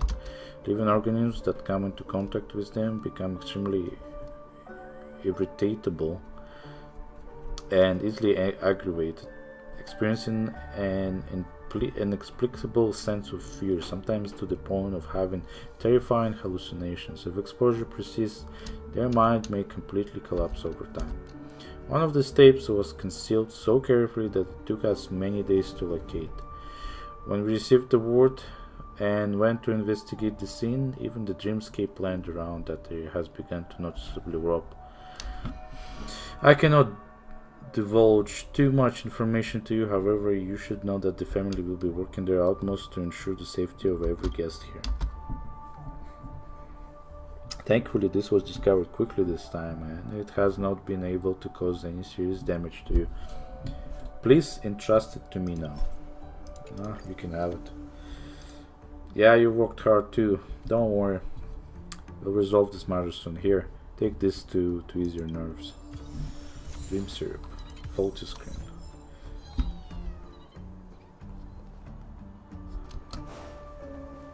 Can I go this way? No.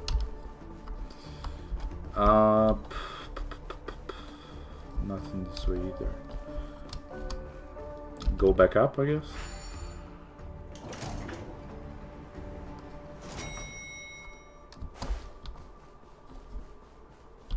There's a trotter up there. And a trash can here.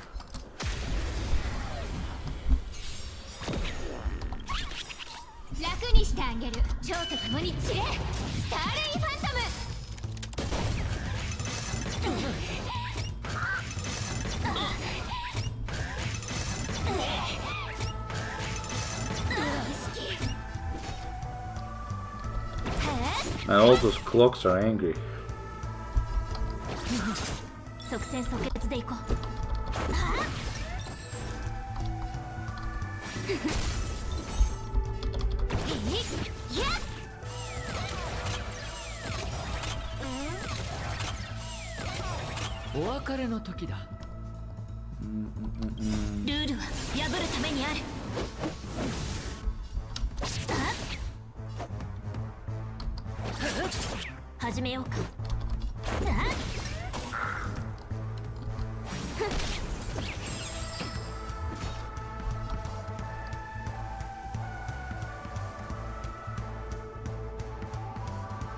Let's do this.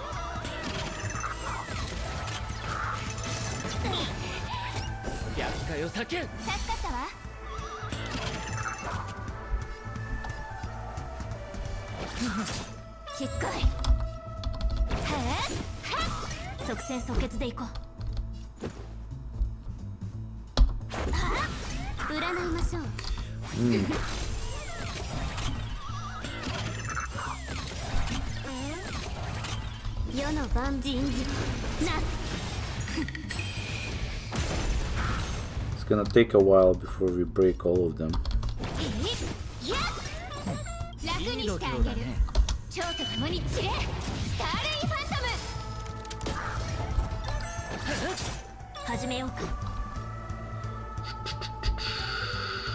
Let's do this one.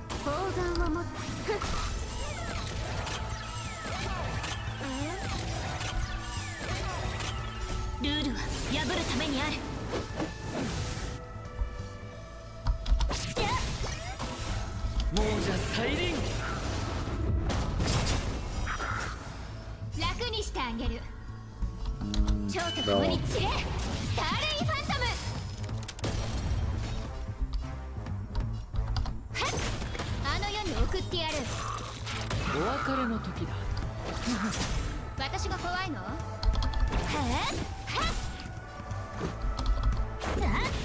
占いましょう。鬱陶しいわね。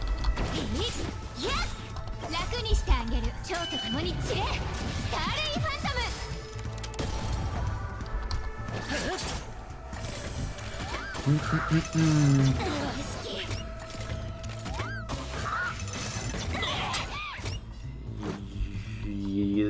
Let's yank them like this. Do one like this, and then yeah, let's just finish this guy off. Easy. Easy. Okay, is there a way I can heal up without? Okay, well, I'm just gonna use the. Let's heal ourselves with.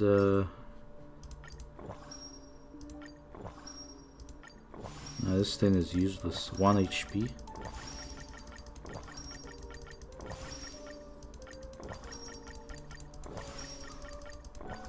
Okay, well, maybe I can use it to some other recipes. Okay, let's see. There's this here. Okay. Healing spray.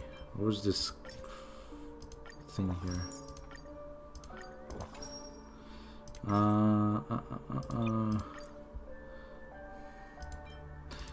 Why it says 0?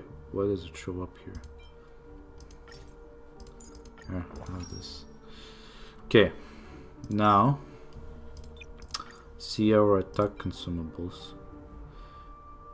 Always a break effect. That's nice. Yeah, let's do this one. We do need that break effect. Defense. I don't know. Let's just keep using this one then. And that's pretty much it. So yeah, let's challenge this trash can. 6 plus 6 is equals 66. 8 plus 8 equals 88. Finally understand it. Hey, you over there. Let me ask you a question. What does 7 plus 7 equal to? It equals 77. No bad. You mastered my latest discovery. The trash can theorem. Well, this name sounds quite concise. Answering just one question doesn't prove anything. Let me ask you another question. What does 1 plus 1 equal to? It equals 11. Are you an idiot? Everyone knows. Okay. Nice.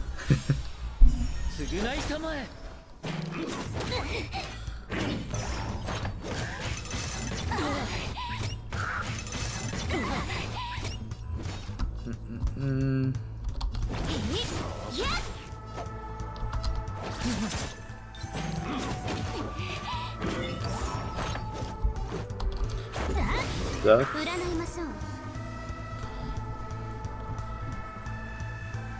That was the protection.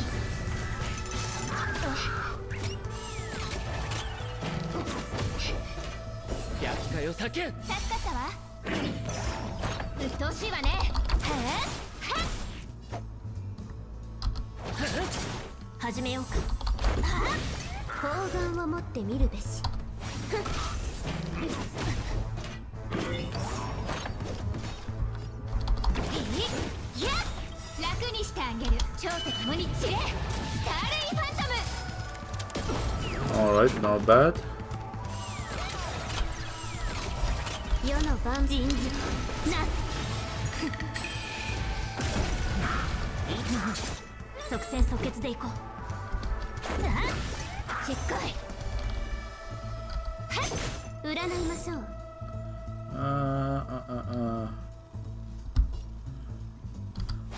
Just do this, I guess.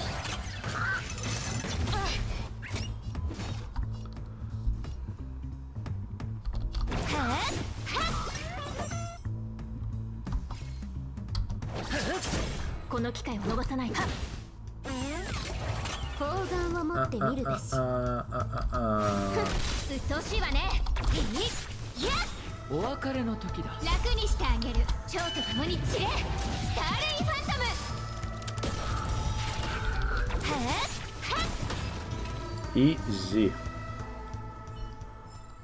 Okay.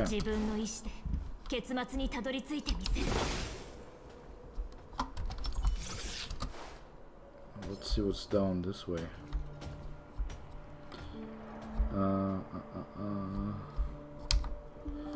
I don't remember ever being down in this room. Oh no, hold on. What? Hold on.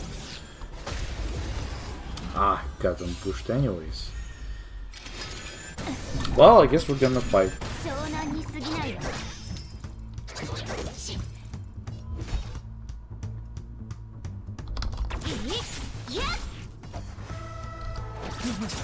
始めようか。不利などない。世の万人事なパー。ルールは破るためにある。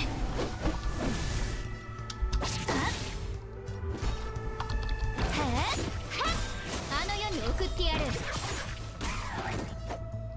楽にした蝶と共に散れ。スターレインファントム。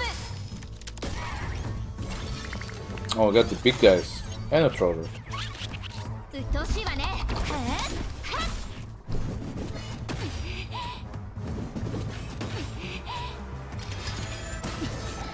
焼き火を避け。助かったわ。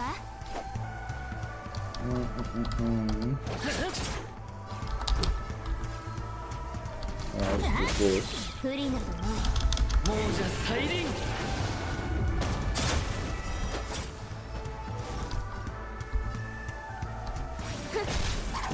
湘南に過ぎない。しつこい。いや。まだまだ。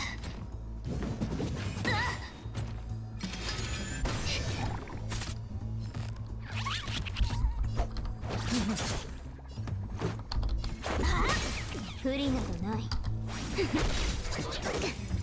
うっとうしいわね。あの世に送ってやる。楽にしてあげる。蝶と共に散れ。スターレインファントム。 Okay, now we can focus on the big guys. How should we go about? Yeah, let's just attack anybody. 即戦即決でいこう。砲丸を持って。 Just anybody is fine. Okay, there we go. Ultimate. Bam.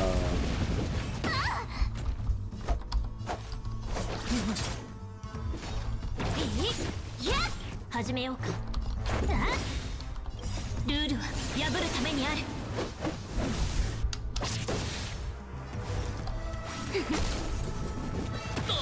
Ouch. 甘く見たな。Can we get him with the basic attack? Yes, we can. 楽にした蝶と共に散れ。スターレインファントム。 Boom. Easy. Easy, easy, easy. 目標を狙うほどこの鎌は速くなるのよ。 I'm confused. I thought that this was upstairs. Unless I'm just unless there's just two rooms. Yeah, it's gotta be two rooms. Is this taking me back to the back here?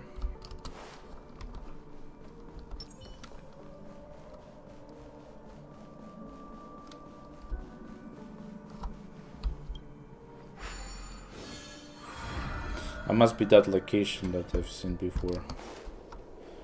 And then we're back up here. Nothing interesting.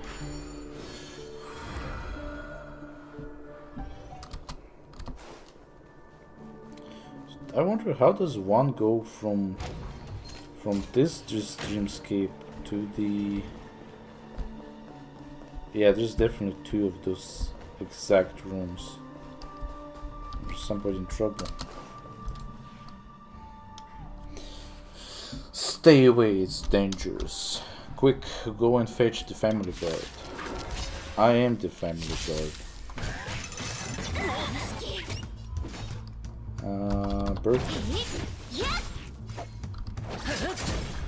Bird barely took any damage. Attack. 占いましょう。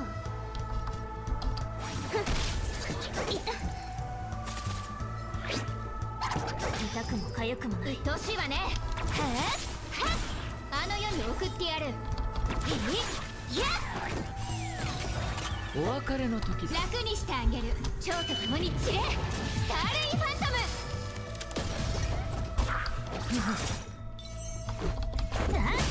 砲丸を持って。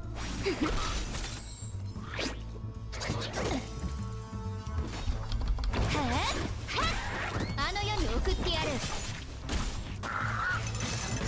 見たな。即戦即決。 My bad, my mistake. Oh man, I thought the basic attack would be another one, but I guess no. 厄介を避け。Okay. There you go. Easy. Whew, safe and sound. I'm so small that I almost got stuck between its fangs. Even though I know it's just a dream, it's just thrilling to have those things staring at me. Don't you think so? How do you get stuck here? Oh, that I'm ashamed to say that I've been stuck lately, and I fell into too deep a sleep. So when I opened my eyes, the atmosphere of the hotel felt a little bit strange to me. I've been meaning to go to the lobby and check out everything here first, but unfortunately these things surrounded me before I could get halfway. Thanks to your timely arrival, I've been spared from unexpected calamity. Please allow me to express my sincerest of gratitude to you.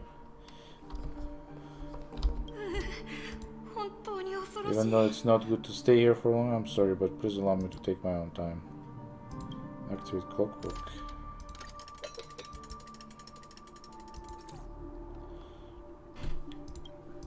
The pepper she wants gentle expression immediately grows intense, and dim red line suddenly lights up his eyes.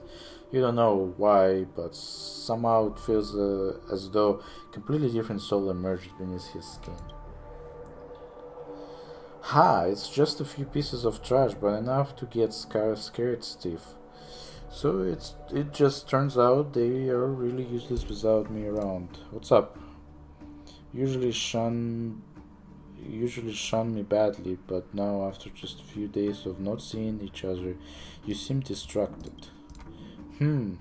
What did I say at the start? Be careful, don't be clingy after chatting with someone a few times. Are you okay now?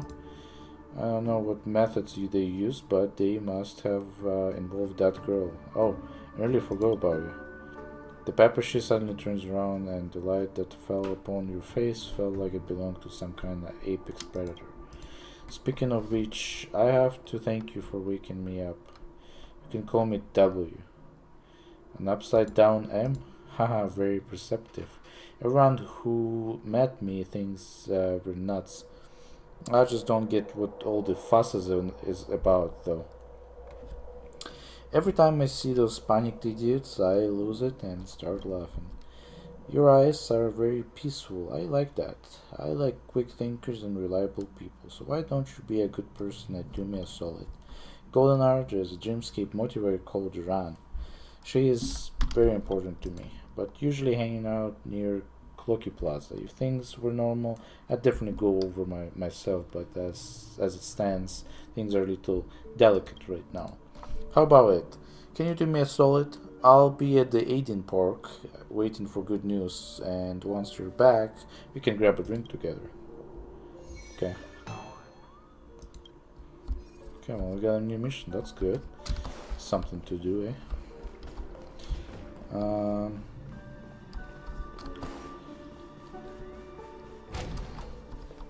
Where's this going again?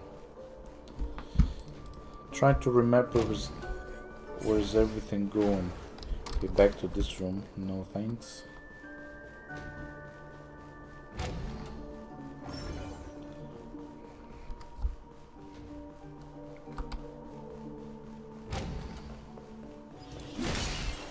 And just like that, I'm back in my room.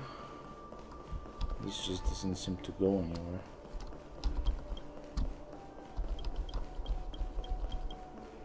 Okay, let's see.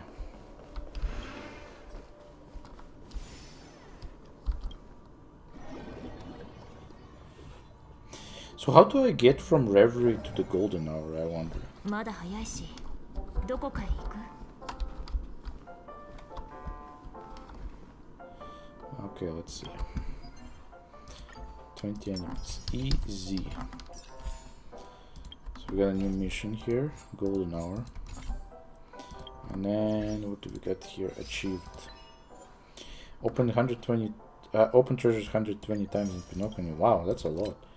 Not all urban myths are just myth. Don't pick up anything ominous. Pick up an irritate. It wasn't called irritate, it was called something else. 年を取るとどうにも寝つけなくて。 This river goes to the endless waterfalls of the water, but you have no desire to leave right now. Locked room. Thick and heavy fragments are coming out of that room. March 7th room. The room belongs to a girl with whom you're close, but the door isn't open to you this time. Walt's room. And I'm assuming it's Himeko's room. Of course, coffee.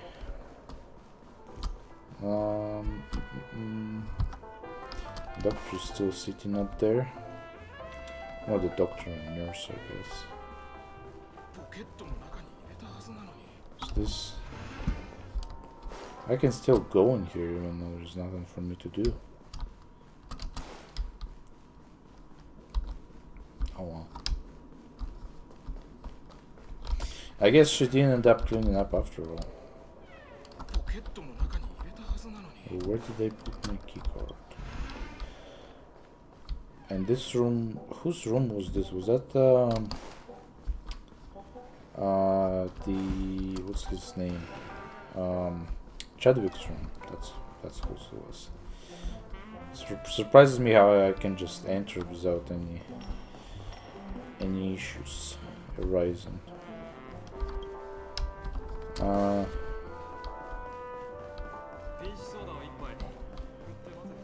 I go through here? No.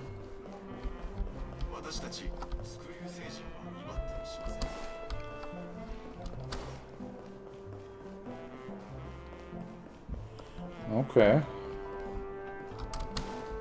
What you selling? Greetings, beautiful lady. It is an honor to meet such beautiful guests as yourself. Allow me to prepare a drink for you. Well, this recipe is improved based on that famous Galaxy Rangers recipe. Rum, soda, lime, mint, and touch of sugar. And you will get the unique mix, Galactic Voyager Mojito. Sounds good. I'm assuming he's talking about Acheron. Haha, I had a feeling you would enjoy it. I see you're not quite accustomed to this place. Are you new to Penacony? If you're not in a rush to enter the dream world, please feel free to frequent here. This is a small bar, has a huge stage.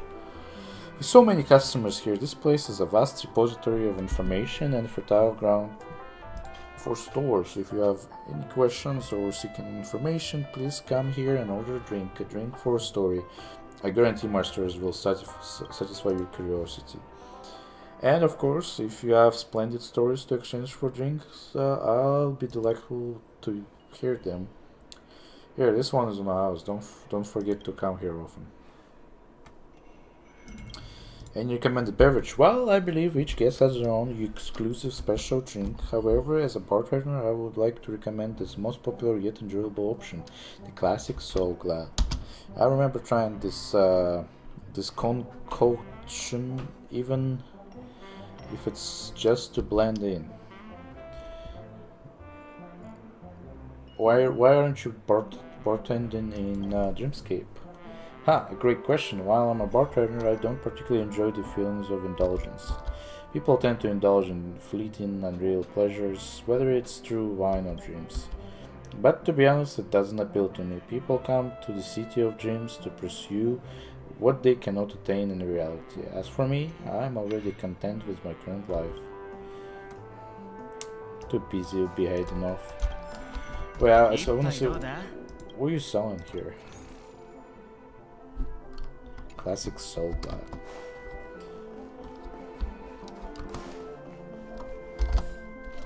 Okay, so and then there's I guess like in reality there's not much to explore up here. Although it does say there's a whole bunch of chests somewhere. 7 out of 16.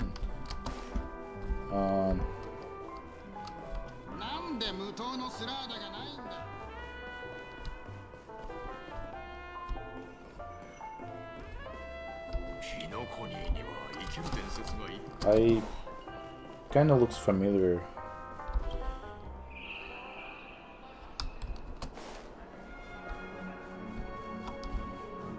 I think I collected all the chests up there, so it's just this chest.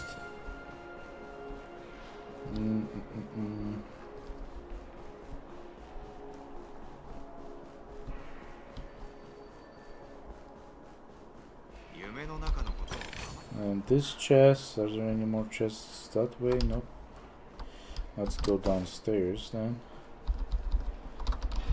Man. There you go.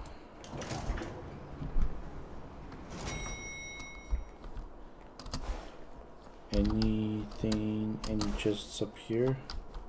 Hiding? Nope. Yeah, so that thing does spin in here. That big thingy. Oh, there's just up here.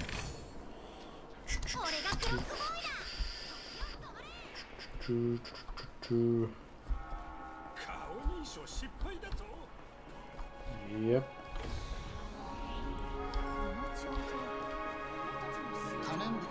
What is that? What are those balls for? Where's the chest? Just over here.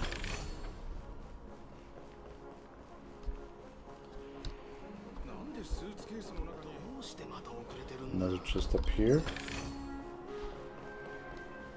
And I don't know where the rest of the chests are. Wait a sec. Dennis. Greetings, I'm the manager. Pleased to meet you. What services do you provide? As a lobby manager, must attend guests. Since we're assume not familiar, if you need assistance, blah blah blah. Questions about, please feel free to ask Giovanna, the chief gym nurse. Case of disputes with other guests or seek assistance. Public gym phone. Yeah, okay. Why do you look a bit familiar to me? Ah, is that so? Perhaps I happen to look like one of your friends. Which one? I think we met somewhere in Dreamscape. Please stop. I believe I fully understand what you mean, esteemed guest. For example, when you meet someone online through the interstellar network, it doesn't necessarily mean you'll physically travel to the planet to check it out. Don't you agree? By the way, I've been receiving complaints from guests about not having enough tokens to fully enjoy their dreams. In this case, I'll personally prepare a small gift for you. As a token of our friendship, I'll provide you with 10 aid-in tokens every week. But let's keep it just between us. You understand what I mean, right? Dennis winks at you as that estate. Okay. Is that the same guy that always pukes in front of that wherever that was that the 18 Park? That place is called 18 Park. Okay. There's a chest here. That's it. I don't see any more chests. Let's go back up. Unless I forgot to collect something on this side. Doesn't look like that's the case.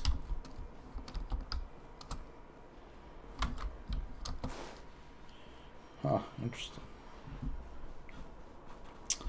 Alright.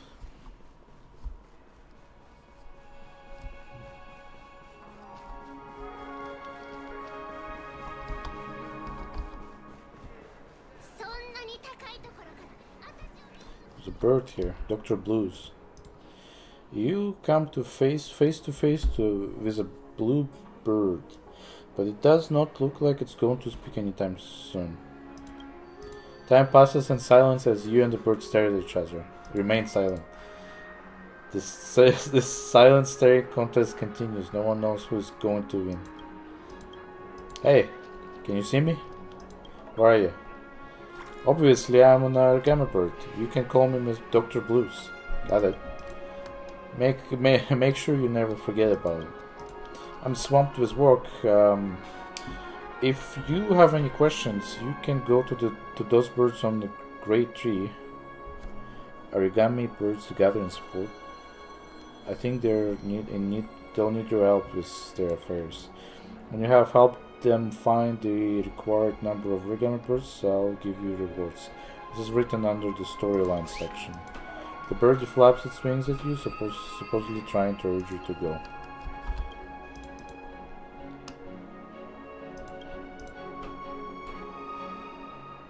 Haven't found all origami birds, so come back when you're done then. Okay. There is still 3 chests somewhere on this map that I haven't gathered. Oh well, let's go back to the dreamscape. It's possible that the other 3 chests are hiding somewhere in March's room, or Himeko's room, or even Valk's room. Because I think I've collected everything I've seen up here.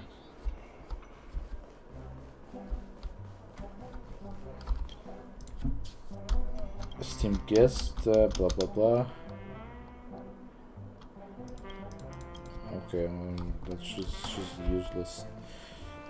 I was gonna ask her how to get down to the golden hour from here, because whenever I go through here, it takes me down to the dreamscape, the real dreamscape, not the golden hour. So this doesn't really take me anywhere, does it? Okay, well, let's go do the mission then.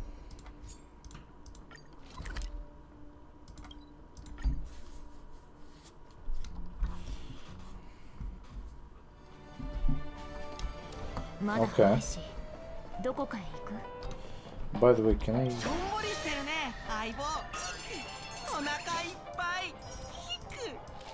Alright, not bad. Okay. Go to Cloaky Plaza and help W find Ran.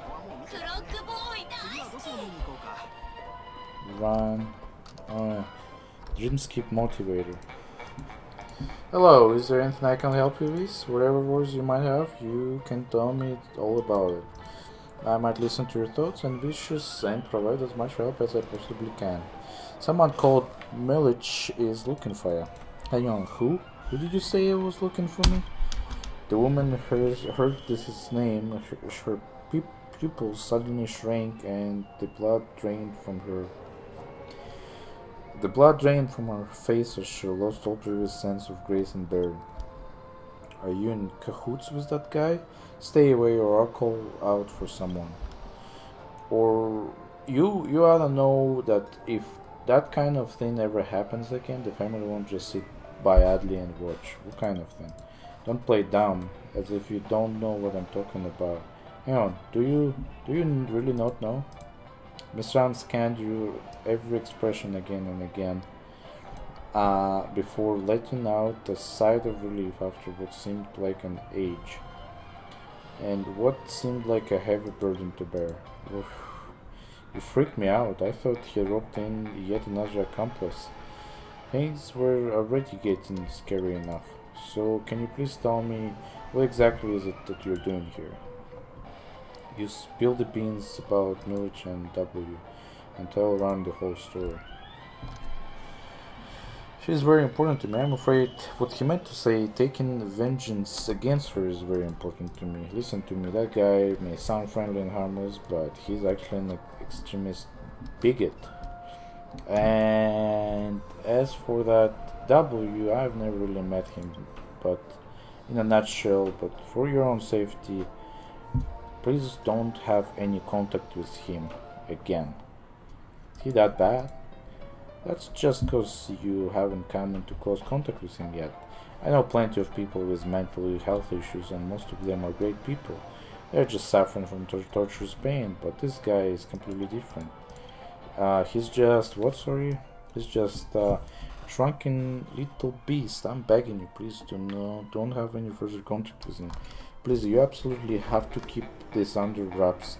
I don't want to ever have anything to do with that guy again. I have to take my own precautions here and apply for another round of personal dreamscape protection. Go to Aiden Park and give W your answer.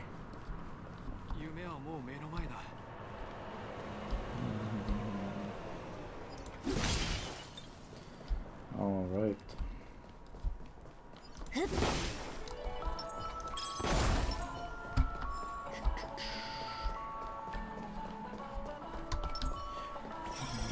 Oh, the billboard. The billboard is chasing me again. Is that the same guy? No, that's not this Dancy. No. Ah, no. Who was that guy at the reception? I don't recognize him.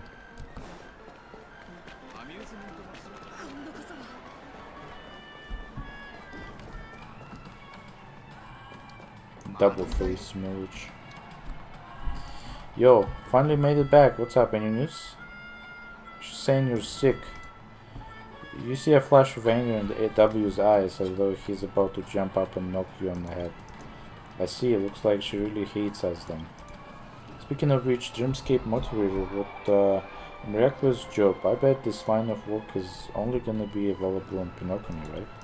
I heard that the family hired a whole bunch of Dreamscape Motivators, kind-hearted, meticulous and perceptive, responsible people to help protect that pure and flawless dreamscape of theirs from being contaminated by any negative mindsets. As for how exactly they encourage people, motivators actively seek out people experiencing abnormal mood swings and alleviate any negative emotions using communication therapy. At least that's what they say themselves. But in practice, when they say kind-hearted, they actually mean selfish and hypocritical. When they say meticulous and perceptive, they actually mean cowardly and timid. And for responsible, just look at poor old Am. He was gullible and ended up nearly mentally damaged by that misrun and some unknown tricks of hers. That's all the comfort and healing that so-called motivators brought us. Very nice. W looks at you with beam and smile on his face, but he still seems as though he's about to jump and bite someone right in the neck. Activate clockwork.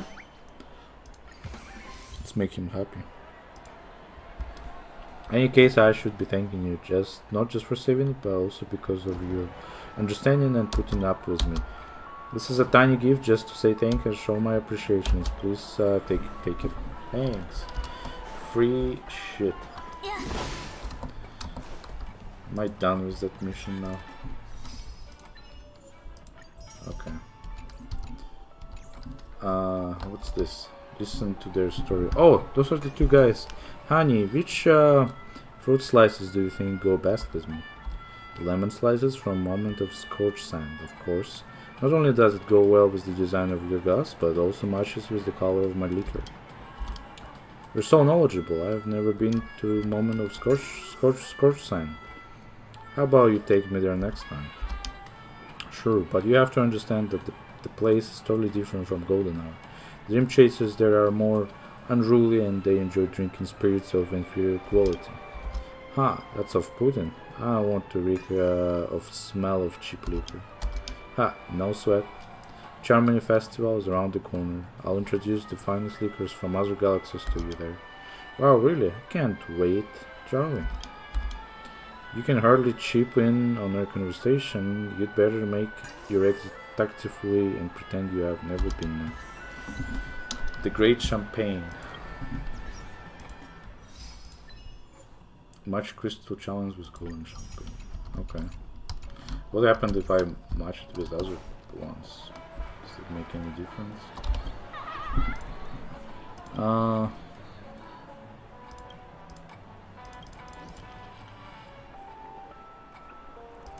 I'm not gonna pay.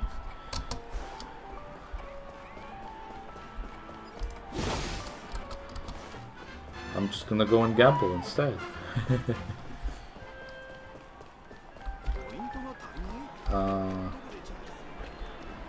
To pay on this one, do I need 5 tokens or insert token? 2 tokens.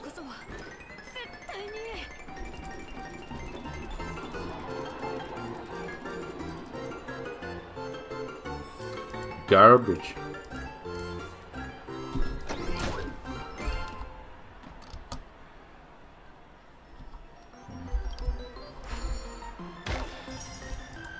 Nice. Okay, let's see. What's this here? Showtime. And it has sparkle on there.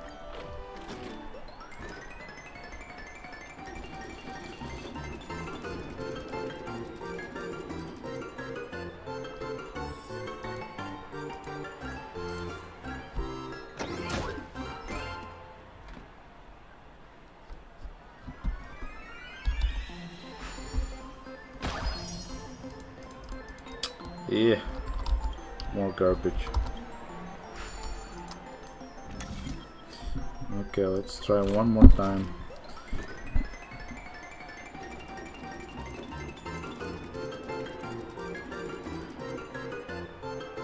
Burr. Oh well. Alright, well. There's actually one more thing I wanted to check out. I just remembered. There was a... There's a bottle up here. A bottle of red wine lies on the floor, its body full of cracks. Most of the liquor has flowed out, staining the cracks between the tiles and outlining the scene of tragic accident. No one knows or cares what happened here. The bottle of red wine aspired to escape a life of mediocrity. For that goal, it made substantial efforts and probably even resorted to dirty tricks, yet none of those matters now. If it could live its life over again, would it have made the same choices? Would it accept its mediocrity and resign to being a bottle of red wine enjoyed by a modest family? That's an answer you will never find out. Okay.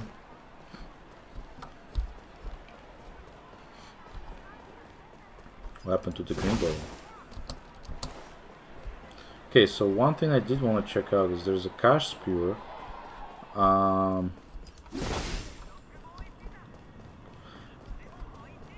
Right by a guy there. There's also this. What's this? Distressed Dream Chaser. Can't find that idiot Pooch anywhere. Your Majesty, I've never really been to Golden Hour before, so I really don't know where he could have gone to.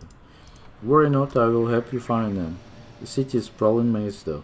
Even my capital was not vast. This is like finding a needle in a haystack. Do you have other clues, like places he might go? Do you need any help? Or who might you be? Your Majesty, is this a subject of yours? Huh, isn't my subject in Penacony? But, who isn't my subject in Penacony? But I don't think I know this one. How rude. But what did we say? You're the Emperor of this place. How rude, the Emperor of Golden Hour. Her Majesty Tizosik too stands before you. Family may not recognize her sovereignty, but in the hearts of her subjects, she is none other than the true descendant of dragon. That you don't recognize your own emperor shows that your understanding of the Golden Hour is meager. No matter, if you wish to help us as well, come with us. It's always good to have more helping hands.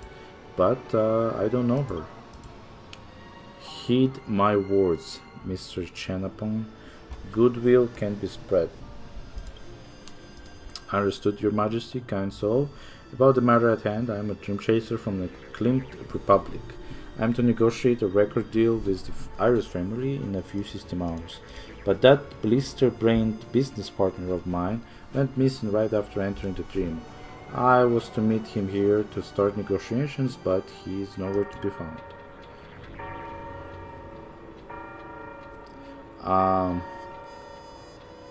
I'll just have to look around the city. He must have run off somewhere to have fun. Not the first time if Ephraim's done something like that. Why am I so down to trust him every single time? That unreliable fool. Enough, Mr. Cham. Your aimless anger will not change the present. Are you really... And do you really need to do... And you really do need him, don't you? Your Majesty, you're right to admonish me. This fellow still got some talent, having released several hit records. He's just obsessed with having fun and has no concept of time. How about Mr. Chenapon? You stay here and wait for Epiphram while I look for him in those entertainment spots. My loyal subject, walk with me if you wish to help. I'm really sorry for troubling you, Your Majesty. Okay, where is she? Where did she go? God damn it. Okay, well, you know what? Before... Oh, damn. Before I go help her, let me see what's up. What was up with that cash spewer up there?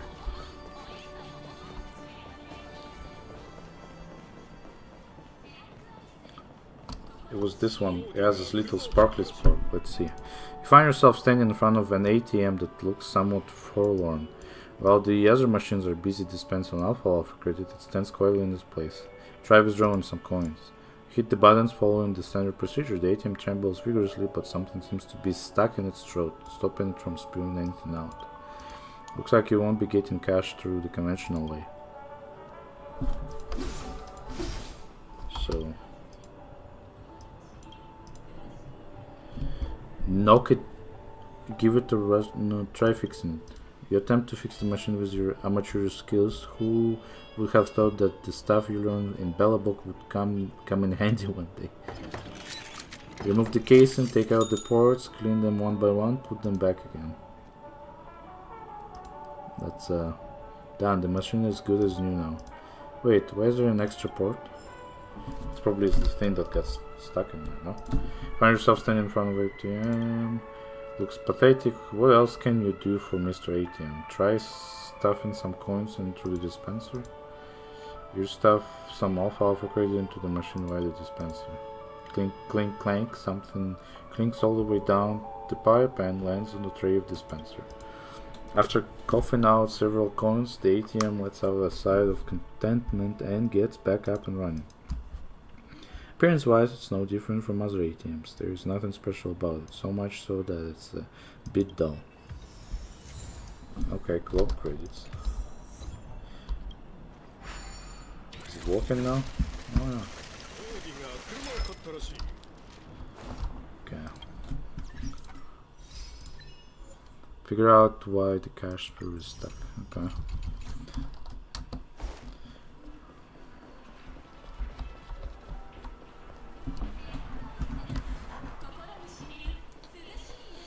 All right, so let's see what Her Majesty wants us to do here. Oh, God damn it! Who the fuck is this? Dear Miss, please stay for a while. There is no meter in the streamscape where the time stands still. Here, please take this pamphlet. I will be performing the Song of Beauty at this concert. Please don't miss it. Ready for the Song of Beauty of the planet of Canticles, dear lady? The planet of Canticles. Yeah, I see you're not familiar with my music. Let me introduce it to you. Have you ever heard of the name Mentage? Is that the name of the planet? Yes, it was once artistic paradise in the universe, but it no longer exists. Since the dawn of civilization, Mendagia has believed in the beauty Adrila bestowed upon us, upon us the wall of mirrors that shielded us from the plagues. Henceforth, the world concealed its traces in the star ocean, and only few knew of its existence. Gradually, it became a peaceful wonderland where people indulged in feasts and drinks in the forest of flowers, explored and sang in praise of beauty, referring to their homeland as the planet of Canticles. However, as the beauty disappeared, the blessings she left behind gradually crumbled. Approximately 2 ember ago, the wall of mirrors collapsed entirely, and soon after, like a vulnerable butterfly, Mendasia was swallowed by the terrifying interstellar beast. The surviving Mendonesians have been wandering ever since, and no one believes in their paradise spoken of by those refugees. Only a few musical pieces, known as the Song of Beauty, serve as evidence of the existence of the planet of Canticles.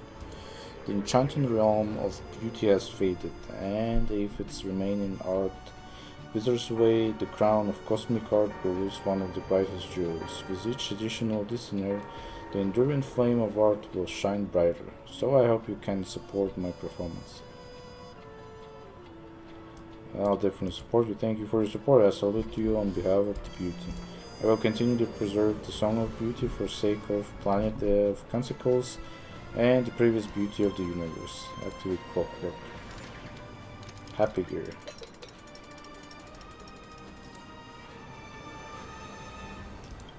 All of a sudden, Larose's serene face lights up with joy as she opens her mouth and sings in unfamiliar language, in a tone you have never heard before.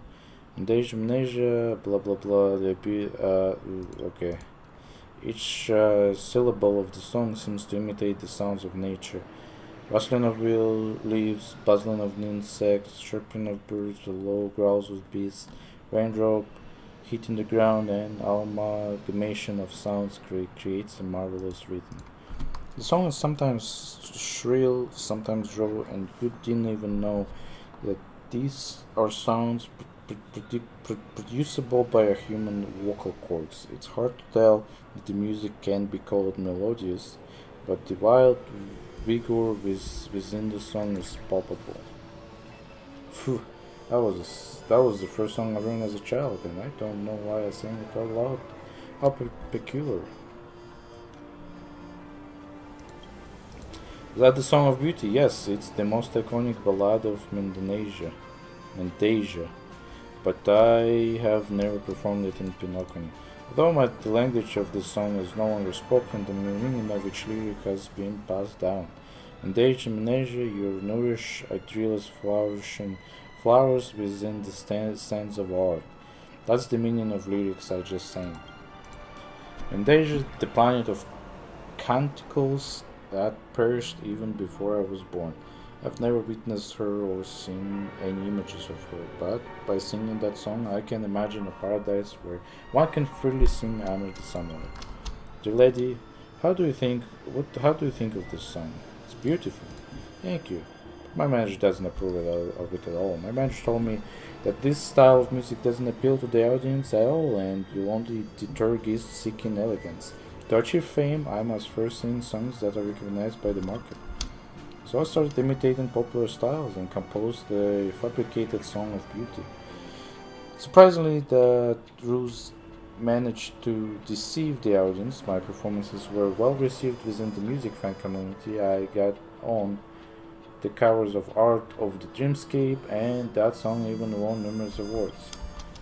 It's absurd how the most banal melodies coupled with some obscure instruments and a contrived narrative can be hailed as artistic masterpieces.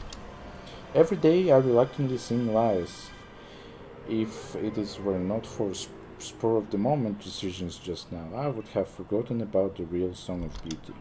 However, is the Song of Beauty truly insignificant? No. Style, audience, and popularity are merely pretexts to conceal prejudices. Is that what the prejudices? I am determined to prove to my manager that Mandasian music will become a hit. It's destined to succeed. I appreciate your support, but before I bring this song to the stage, I must first convince my stubborn manager that my music will not blow the show. As for how to persuade her, I can start with a roadshow and assess the audience reaction. If the audience approves of my performance, she won't be able to use market reviews as an excuse to dissuade me. I can organize the roadshow at Aiden Park, as it attracts visitors who seek novelty and individuality. They'll undoubtedly be more receptive to a different style of music. I'll be preparing for some show, dear lady. Kindly request your presence to witness my performance on stage. I'm confident that you won't be disappointed with my performance.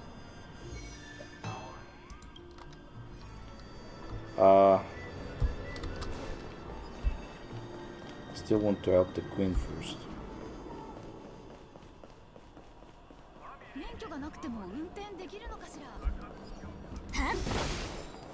Alright. In a golden hour, if you lose contact with someone who has sunken into entertainment, odds are that the person is stuck here. Did he get kidnapped? More or less. This place is a bar called World's End, a depot of debauchery for acolytes of elation. These believers will lure dream-seeking newcomers into the bar and egg them on to commit embarrassing acts in public.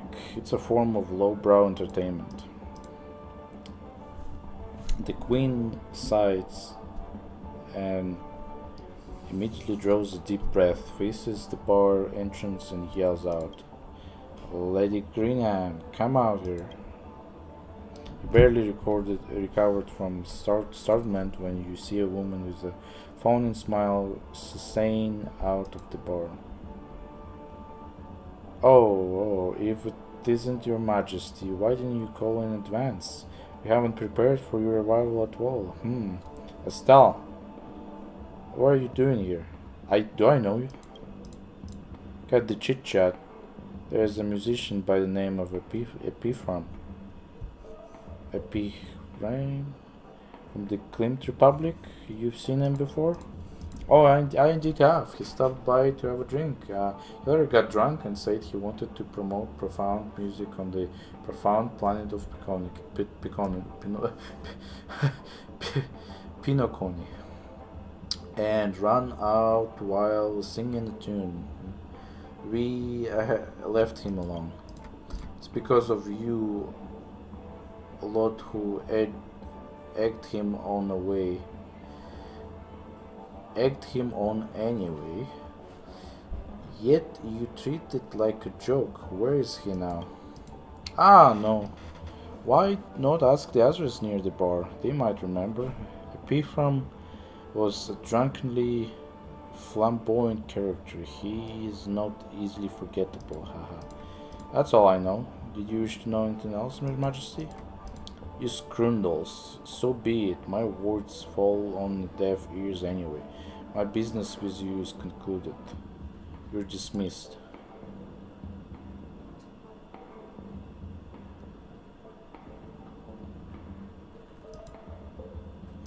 Follow me to inquire from the folks nearby. A wildly drunk person would be hard to miss.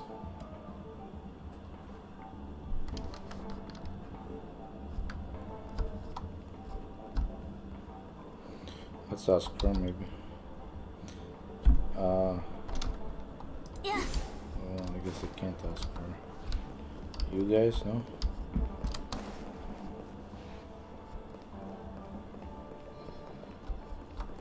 Impolite passerby. Oh, what winds have brought you here this time? Queen, or whatever, Emperor?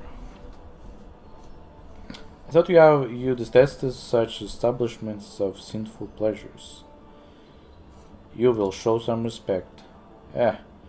Brought an Imperial Guard with you too. There's no need to entangle yourself with such people. I'm obviously here on business. Did you see a drunken man just now singing loudly on the street?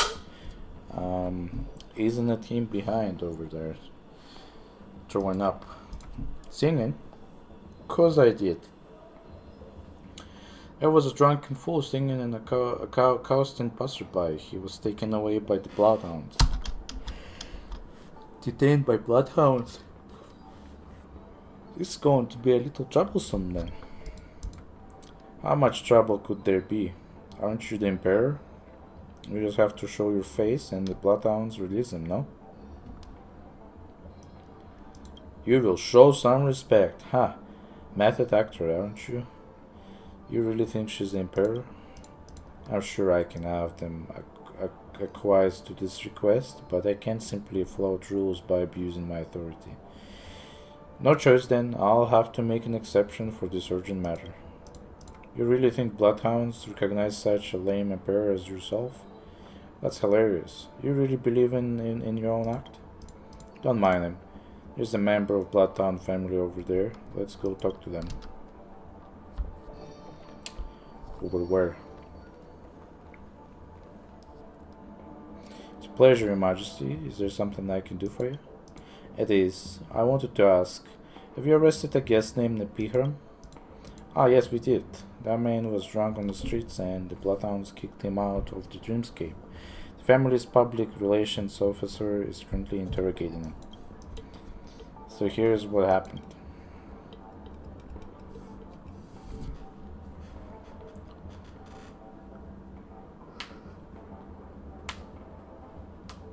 So, can you take my honor as a guarantee and release the Nepihram early? I promise he won't do it again. It's too trivial a matter to be worthy of your Majesty's guarantee. I'll inform the families mentioned to release Nepihram shortly. Thank you, my low subject. I will remember your aid. It's my honor, Your Majesty. I shall return to reality and see to this release. As for you, what's your name? Estal. A fine name, I admire that. Well, since you've been accompanying me to perform good deeds, I shall reward you with a title. How about this? From now on, I'll knight you as a Grey Knight. My deepest gratitude, Your Majesty. There's no need for gratitude. I only reward those with goodness in their heart. Good-hearted people are rare to find. You need not to accompany me out of the dream. I will go on my own. I'm always making rounds in the golden hour.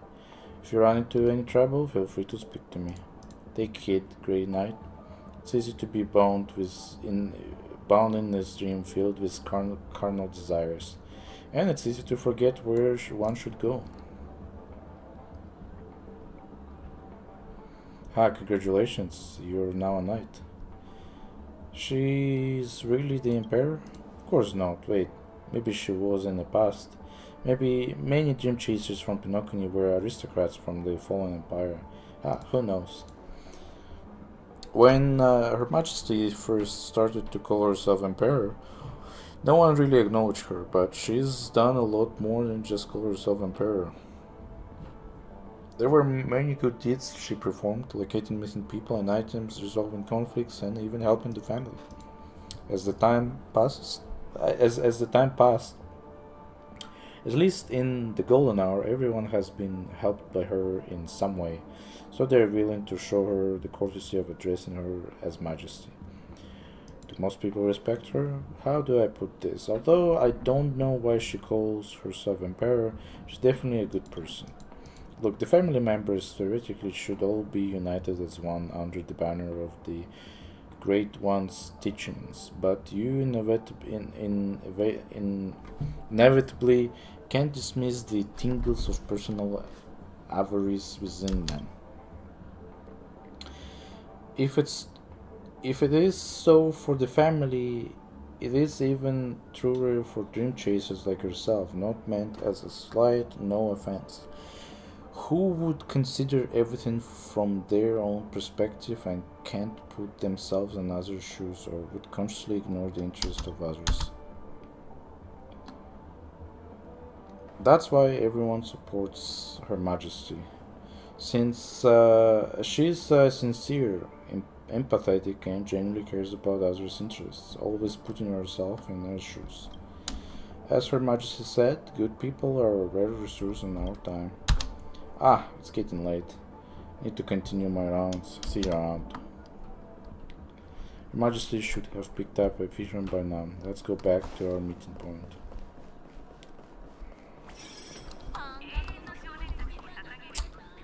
Build again. Alright. I am here. Look at all of them. Ha! I've seen that guy before. You dunce. Why aren't you thanking Her Majesty? Thank you, Your Majesty. If it weren't for your generous aid, our business would have been ruined. Mr. Epikram, firstly, I'm not the one who you should be apologizing to.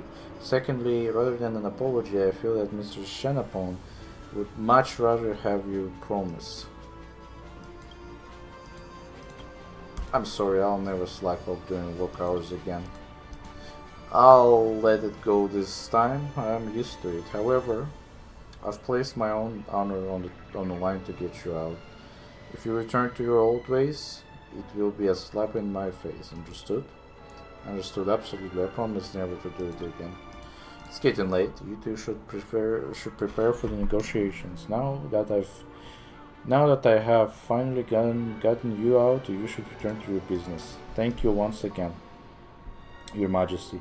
We will return to the hotel to prepare for negotiations. See you next time. Wishing you the best of luck with this deal. You've come, my Grey Knight. With our efforts, those two young men finally got their business settled. It's all thanks to you.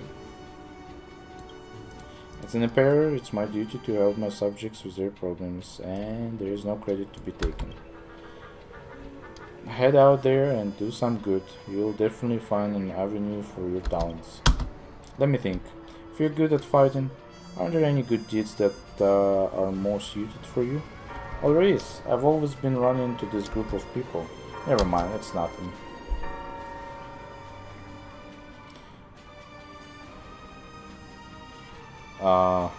We met a bunch of guys, Daniel. Oh no, it's not. It's something major. It's not something major. I've always emphasized the importance of peace and avoiding conflict, but those guys at the world's end bar are a little hard to shake off. Her Majesty stiffly changes the subject and begins to talk about her battles with the masked fool, as if she wants you to quickly forget the subject that she regretted bringing up in the first place. Since then, Lady Greenham has bent her knee. You see, today I called for her, and she came right out. Oh fuck! Not you again. I have some urgent matters to attend to. Let's talk later. Okay, speak soon. What do you want again? There's something wrong with the Emperor. My instincts tell me that she is in some sort of danger, but she refuses to tell you. Is she being threatened? If only it were that simple. She must be missing something. Must be because she's missing something that's why she refuses to ask you for your help. Estelle, we need to get to the bottom of this. It's the only way we will be able to keep her out of danger.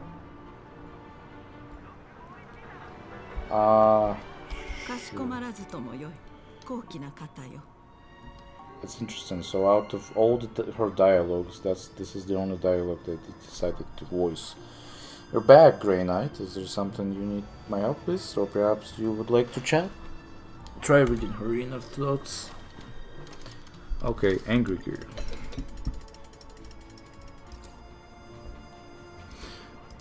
Her Majesty clenches her teeth and furrows her brows. She seems to be going through an internal turmoil with a fury that hasn't surfaced in years. What's going on? I feel you arrived just in time, Grey Knight. I need to ask you a favor. I've always considered Penacony was at very least a civilized place.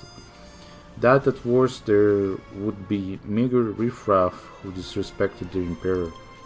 But these days there have been a bunch of unruly hooligans who assaulted me time after time. Been violent as I am, I refuse to stoop to their level, but the more I think about it, the more seething I become. Each time I'm alone, I would be attacked by those scoundrels. There have been a few times when their attacks were even fatal, waking me from this dreamscape. How is this any different from regicide? Now I'm starting to worry that those stacks may be plotting to end my life in reality. Grey Knight, I'm aware of your skills in combat. Will you help me rehabilitate these ruffians? Who are they? Where? No clue. Really don't understand. I've devoted my life to doing good, but why would disgruntled subjects be trying to hinder me? I have a plan. I usually wait till I'm alone to ambush me. In just a bit, I'll pretend to be alone and you hide behind me. When those assailants appear, we'll arrest the lot of them. What if they flee? Then at least help me identify their faces and then report them to the Bloodhounds. Let's do that then. I get angry the more I think about it. What's wrong exactly have I done that I'm relentlessly hounded by those scoundrels? Let's go to a quieter place. We'll see if they take the bait. Okay.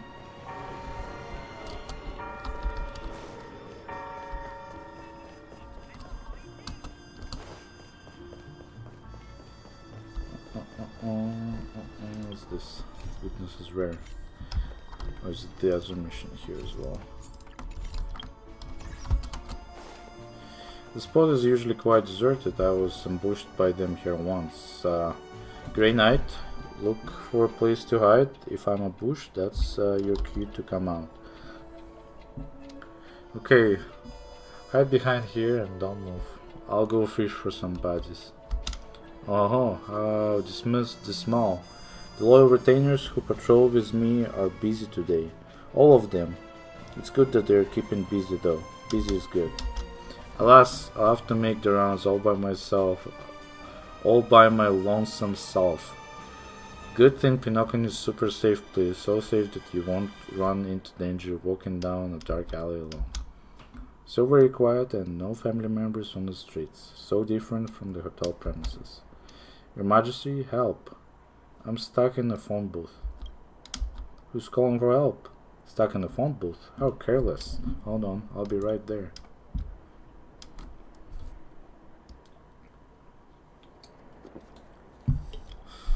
So she runs out of your line of sight and forgetting that she's in danger. Why did she suddenly run off? Gotta hurry and keep up with her. If she was assassinated right under my nose, I'd totally run the nameless repute through the mud. How the fuck did she even go that far?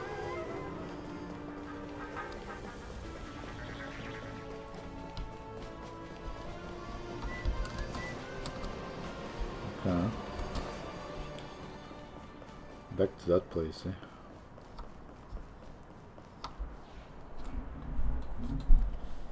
Excited assassin. You can have forgotten, even soulless livestock would not forget such an atrocity. Elephant, calm down, we're executioners, not bandits. But Swanga, how could she have forgotten everything and live life like nothing happened? It's probably just as we feared. After coming to Penacony, she made a deal with the family's upper echelon and sealed her past memories away. Even after so many ambushes, after assassinating her so many times, she still can't remember it all. This is more distressing than anticipated. Gentlemen, I really don't know what you're talking about. I don't remember that what I did that made you so vengeful. You must have mistaken me for someone else. You really think you're some hotspot emperor? How about I kill you again and we'll see if you really forgotten. Everyone, eyes on me. Ifan, stop. Miss. This has nothing to do with you. Please leave now, as it's in everyone's best interests.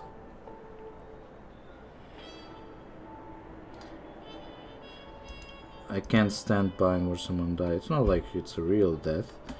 I'll just give her a jolt. Maybe she'll remember what she did. And that's all. Swan is right. We're not bandits, but we do have something we need to do. Sorry about that. Time to kick some ass.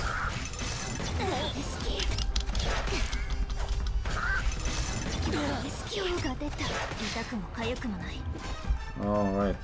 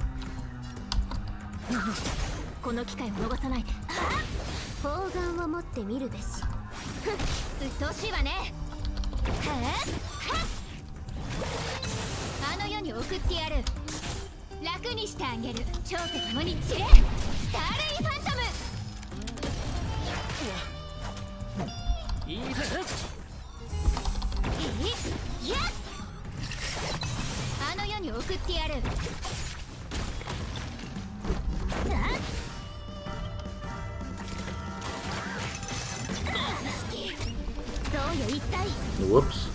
Wrong button.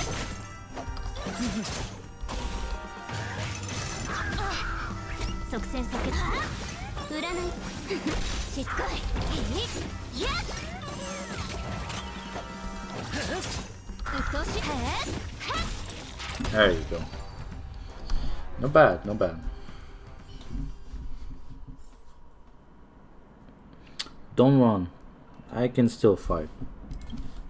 Forget it, Ilfan. Stop anymore and we'll alert the family. Grey Knight, please stop.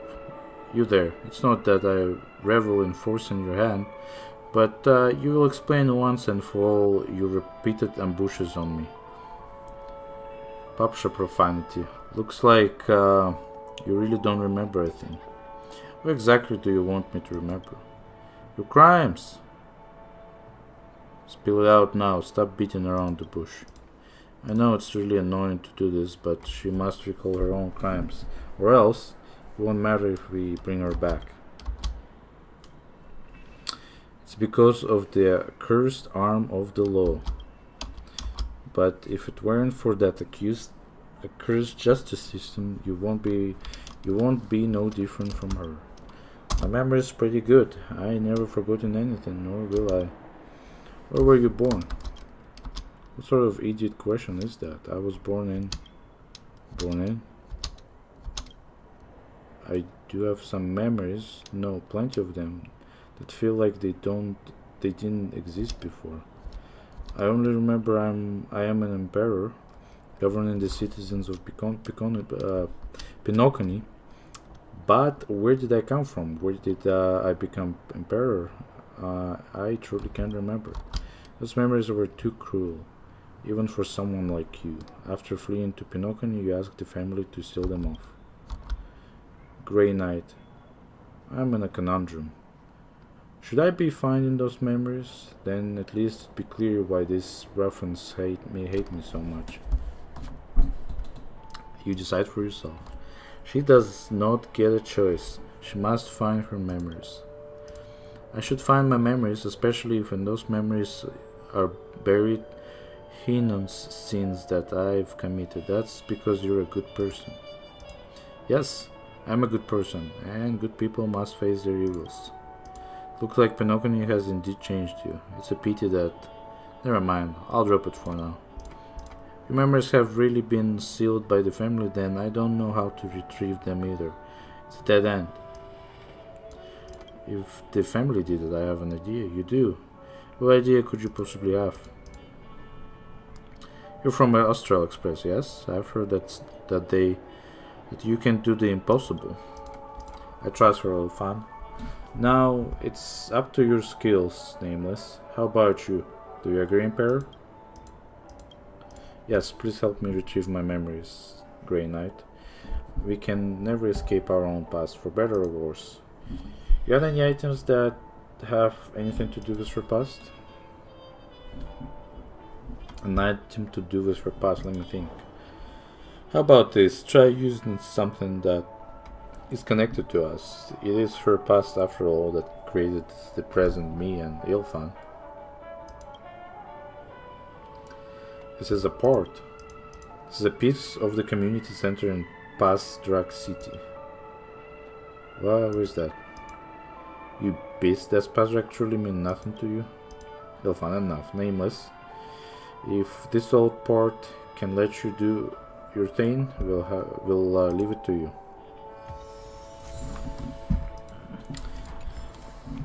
Okay, let's see if we can help her find her memories. Once you're ready, please help me retrieve my memories, Grey Knight. We can never escape our own past, for better or worse. Let me help. Enter and escape. Okay.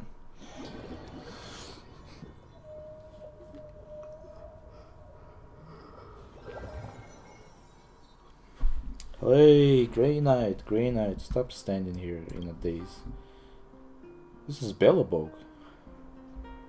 Grey Knight, what's going on? Are you asleep? Who are you? Stop giving me a fright. Are you out of your mind? I'm your most beloved Pupsha Empire's Princess Tizokik the Second. Why has your Majesty turned into a child? This is past. Your Majesty, you wanna lose your head? You call the Emperor your Majesty. I'm a princess, so you will address me as your Highness. How many times have I told you not to get the titles wrong? Why can't you remember? You knights are rising from common lineage are excellent in everything but the etiquette. Highness, looks like these are sealed memories. She's an actual member of the Empire. Snap out of it. We're off to the forest. Guess they just decided to reuse the interior from the Bella book. Where are you going? Start rolling around. This is Bella book, but it's a Bella book with just one car. That's it. There's nobody around either.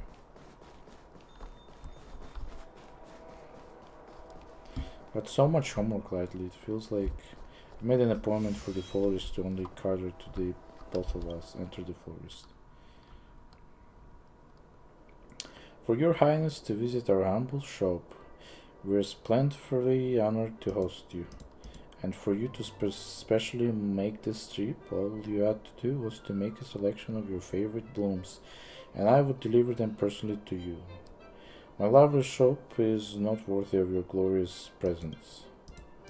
It was just an excuse to come out for a stroll. You probably don't know, we Imperials rarely get any opportunities to leave that labyrinthine hellhole.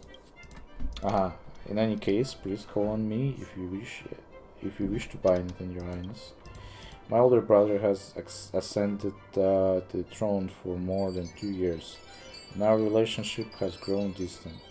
If I give him that spindle bloom that he used to love, I think he'd be happy. I have plenty of spindle blooms in storage. I'll fetch as many as you wish. It's just spindle blooms are bargain bin flowers for commoners. Present them to His Majesty would be somewhat. It's fine. Spindle blooms will do just fine. Even he's the Emperor, he's still my older brother. No one knows him better than I do. Starting to get cold. Need to turn my heater on. I'll be back in a sec.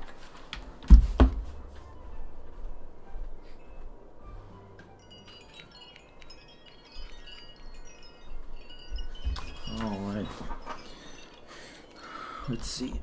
Your wish is my command. I will prepare the arrangement immediately. Please wait a moment. Take your time. We aren't in a hurry anyways.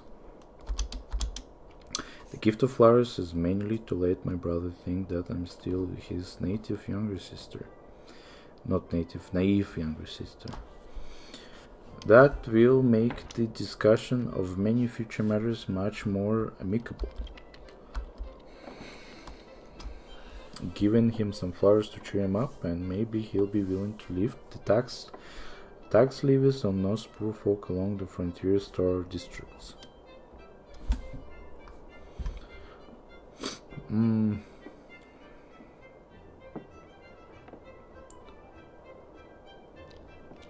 It's a pretty adorable way of thinking.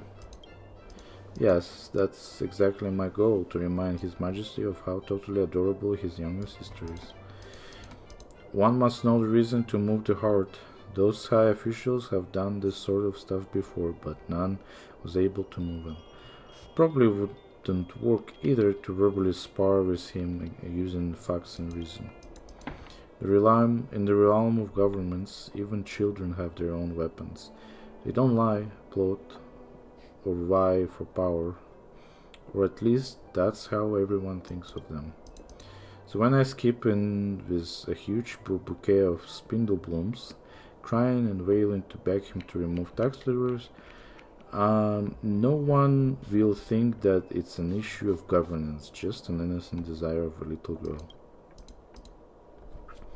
If the sins reach that stage, and His Majesty still refuses to soften those people's hardships, the resultant pressure will surely be excruciatingly torturous for my silly older brother.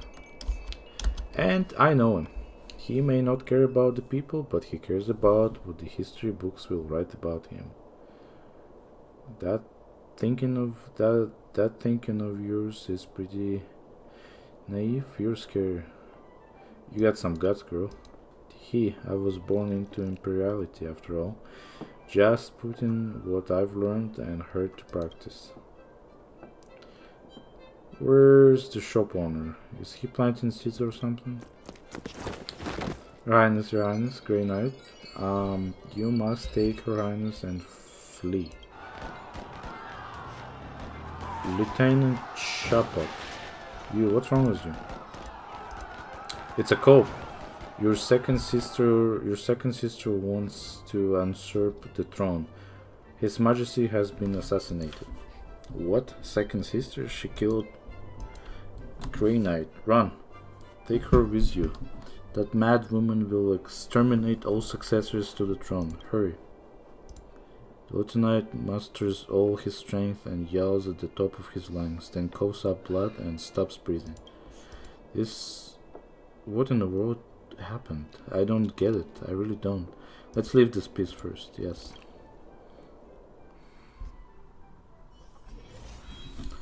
Sustenance anchor activated. Okay, time to kick some ass. Your Highness, it's hereby requested to return to the palace. The Emperor wishes to reminisce on the days past. Get lost. Heh, Grey Knight, Her Highness has left a commoner like you live for far too long and rise too high. General Pallet, my older brother, was nothing but generous to you.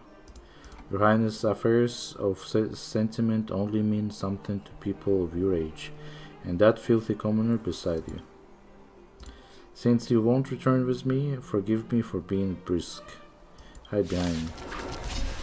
Time to kick some ass. 痛くも痒くももうじゃ再臨。楽にしてあげる。蝶と共に散れ。スターレイファントム。いや、あの世に送ってやる。謝罪の時だ。即戦即決でいこう。ルールは破るためにある。そうよ、一体。痛くも痒くもない。次。お別れの時だ。始めようか。砲丸を持ってみ。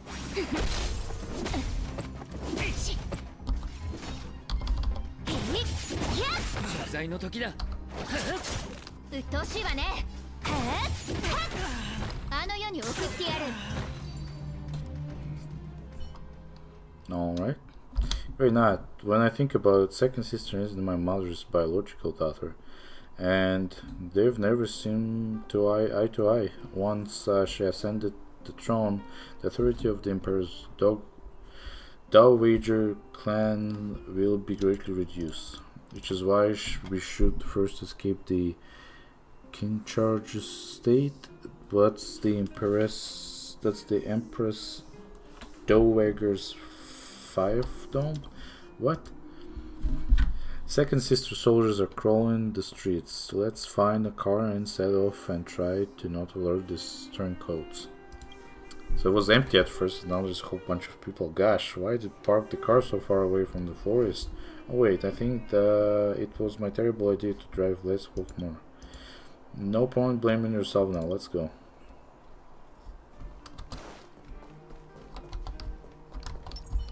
I just can outsmart them like that.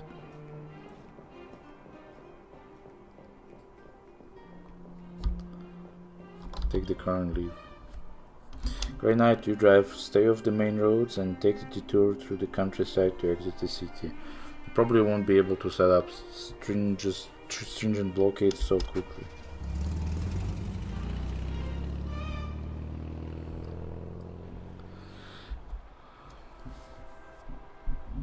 Later, the Empress Dowager rallied her army and overthrew my second sister's short-lived imperial rule.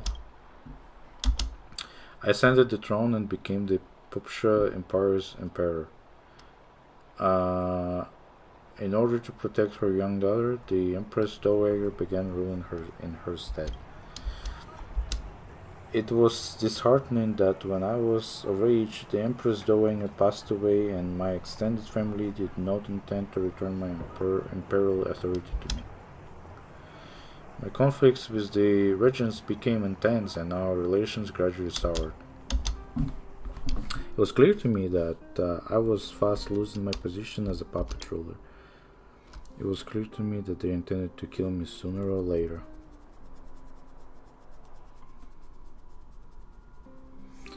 General Dakut, I've known you since I was a babe in arms.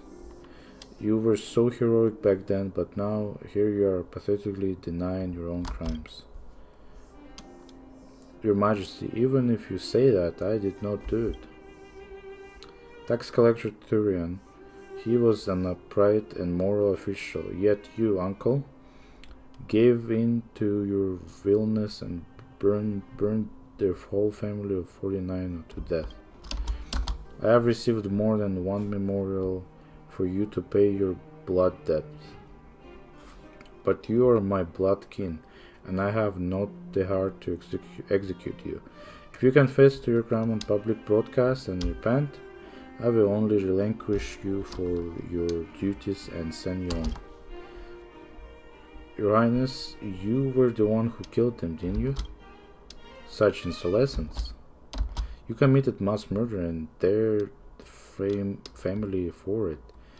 You're worse than a beast. General, do you remember? I was a puppet dancing in all your hands. How could I ever commit such a brutal deed? I know what you want. You want your power back. You just needed an excuse to purge the loyal servants we've toiled for you all these years. After my death, you will announce that the Fury tragedy was the result of consolidated authority among your relatives. And then you will force the council to pass a vote to reinstate your imperial authority. I could tell when you were just a baby, you and your father, your elder brother and sister. You're all the same, all beasts of nature. Enough, retainers, take him away. Come down first. You repulsive tyrant, I will end you today.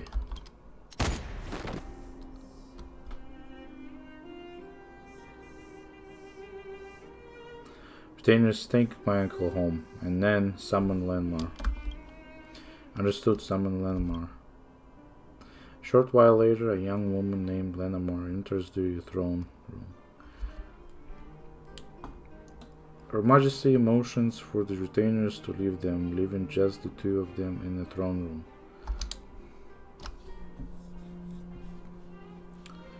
Lenamar, you've done well. Majesty has naught to do but command me. It is my utmost honor to serve your Majesty. I do not deserve any praise, especially when your Majesty has even promised me that I would be the Empire's spy master. This is the fortune that my ancestors have bequeathed me. How could I not reward you for such important mission? But I do have some words of criticism. You overdid it this time. Your Majesty's word ring true, and I reflect upon my acts as well. But forces of nature can't be controlled. Arson is something that is hard to grasp with precision. That's true. Alright, enough of this upside-down talk. Let me raise a glass to you. Green Knight, bring out the wine for... I have to bring wines now. Pour the wine for the future spy master. Where's the wine? Does it have poison in it? Tips a vial into one of the glasses. You witness everything. Just pick any glass and bring it to her. The Emperor has decided to leave the decision to you. Presents the poison sign. She nods her head. She agrees with your decision because she trusts you far more than anyone else in this world. A toast, Spy Master Lenamar. I thank you for your graces. Allow me then.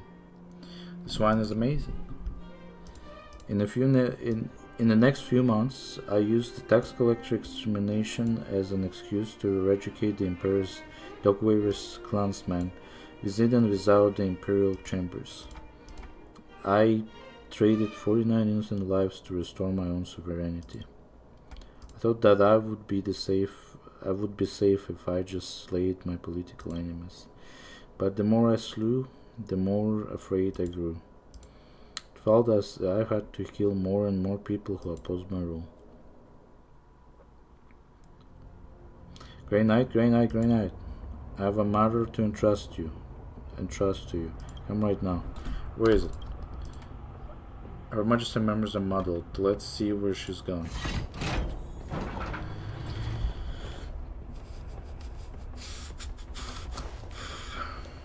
Listen. You consorted with insurgents in a plot to overthrow my imperial rule. My punishment to you was fair. There are winners and losers in war. This is only fair, but please release my family, especially those children. They know nothing about politics, treason or war. I don't want to do this either, of course, but can you guarantee that when they grow up they won't hate the one who killed their father and attempt another cult? That's right, even I cannot promise that.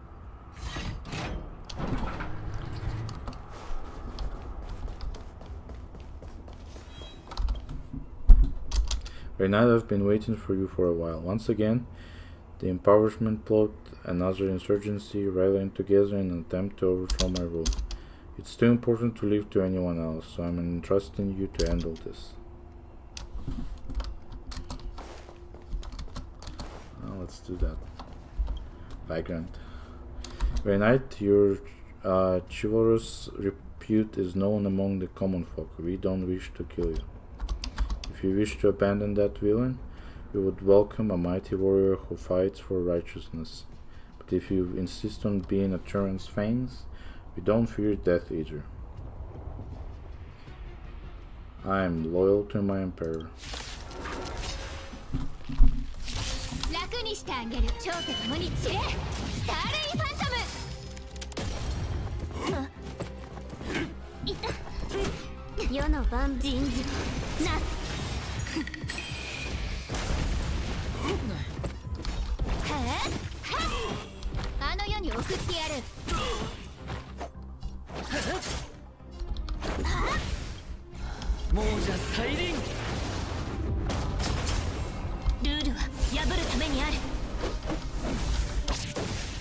振り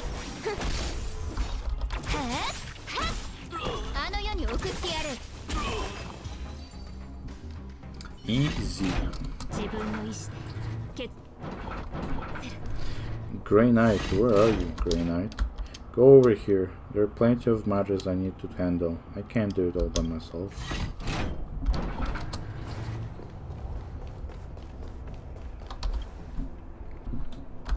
To have me eat ice cream first and then roast chicken later. I am very aware of your tricks.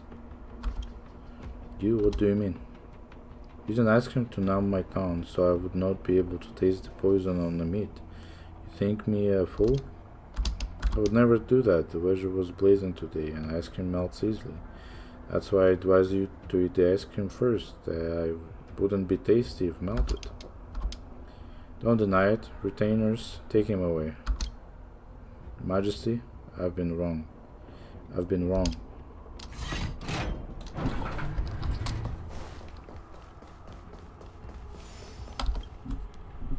Grey Knight, you're finally here. Another batch of Imperial Guards has deserted. Those guards have plenty of so-called evidence against me that they intend to use when they join the IPC. Intercept them for me. The IPC has no jurisdiction in Pupsha Empire's affairs. Rebel soldier. Grey Knight, I knew she would sign you. You're different from her, and in that you can be reasoned with. Which is why you should understand that we have to do this.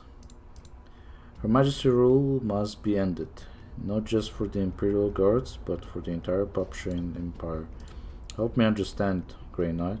You fight for righteousness, but why would you wholeheartedly serve such tyrant?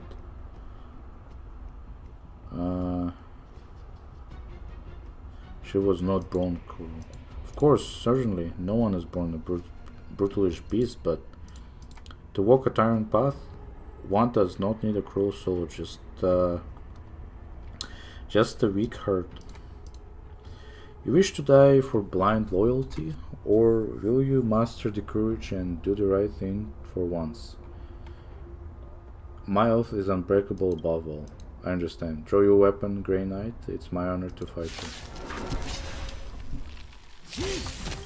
楽にしてあげる蝶と共に散れスターレイファントム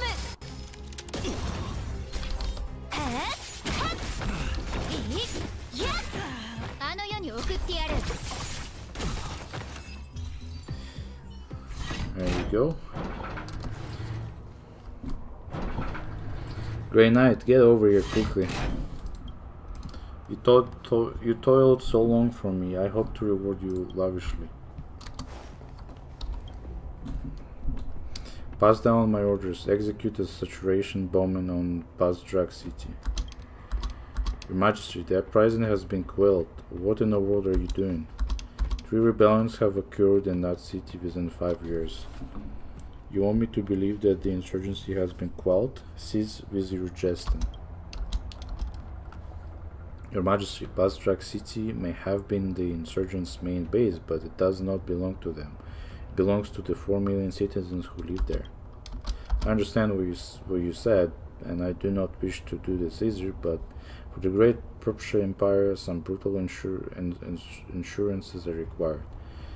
I hope you understand. But this isn't just some kind of insurance. You're just burning the forest for the trees. Enough. Since you love Pazdrak that much, man, take this Byzantine up to the airspace of Pazdrak and toss him out along with the bombs.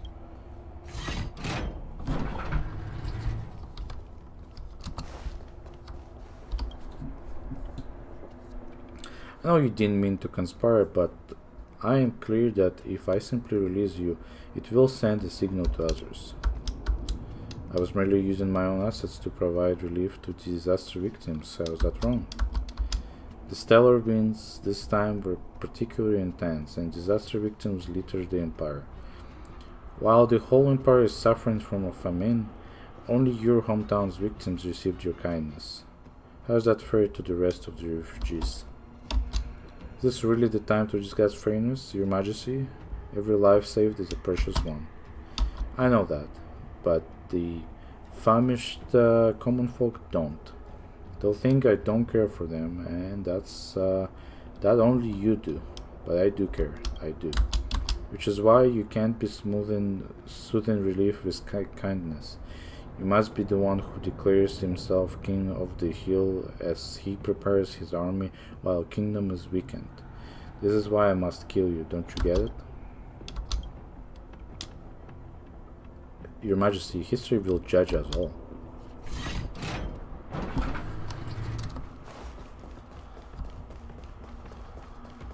Okay. Nothing up here. Grey Knight, my most loyal Grey Knight. The turncoats are breaching the inner walls. I must leave now. I cannot take you with me because if they find us in the future, you are the most dangerous piece of evidence. You pledge your life and servitude to me. Last time I promised, this is the last time. Retainers, do it.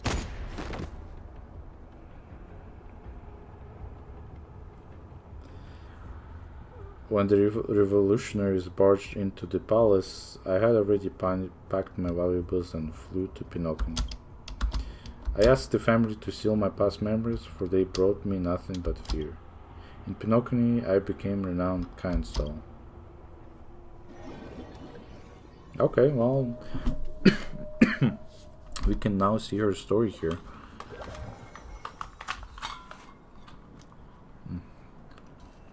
So you remember everything now.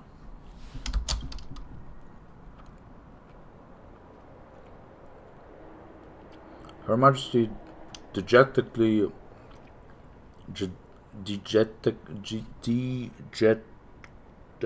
wherever. She looks at you, then suddenly starts bawling. Grena, I'm sorry, I'm truly sorry. I should not have killed you. I did not want to. Why would I have done those things?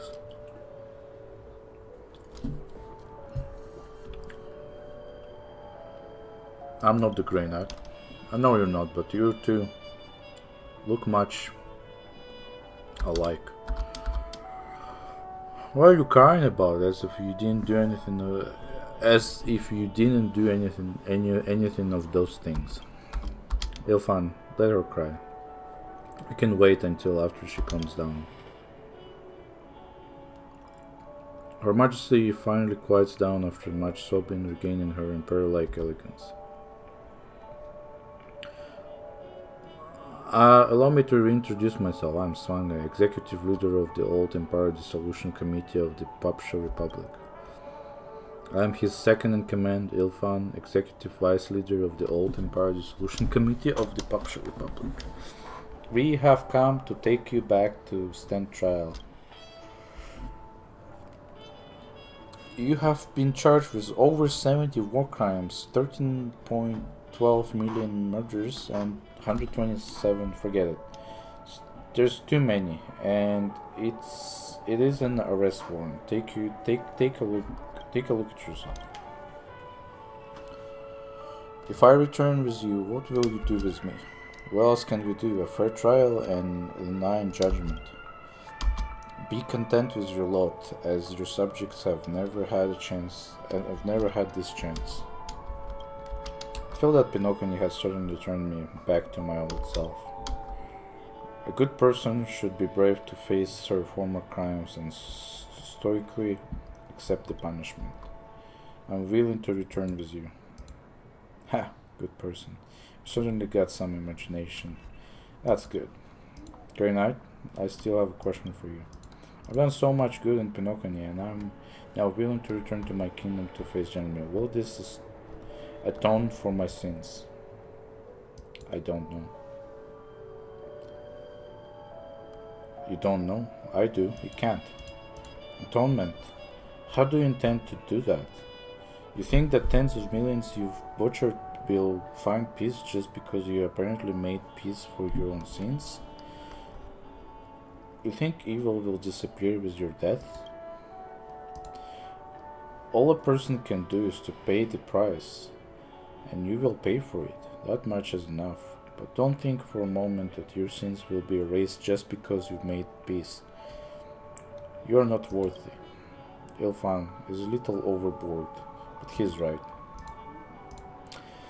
Atonement is fallacious concept in itself. No matter how much good you perform, your past evils and repercussions cannot be easily forgotten. Let's go. Thank you, Grey Knight. Thank you, Nameless. The three of you say goodbyes and leave Dreamscape. You know that this is your final farewell to her Highness.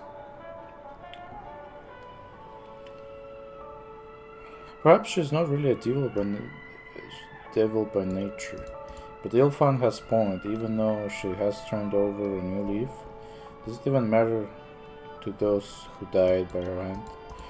Maybe I'll be able to get an update on her life when I browse the network in the future. Foreshadowing. Okay. The crime and the punishment. Witness a story of a good person. Interesting story it was. Story was indeed. But we still have one more mission to check out. Let's see Clockwork Laros. Might as well just teleport there, it's kind of far away. Let's go over here. Sweet Corner.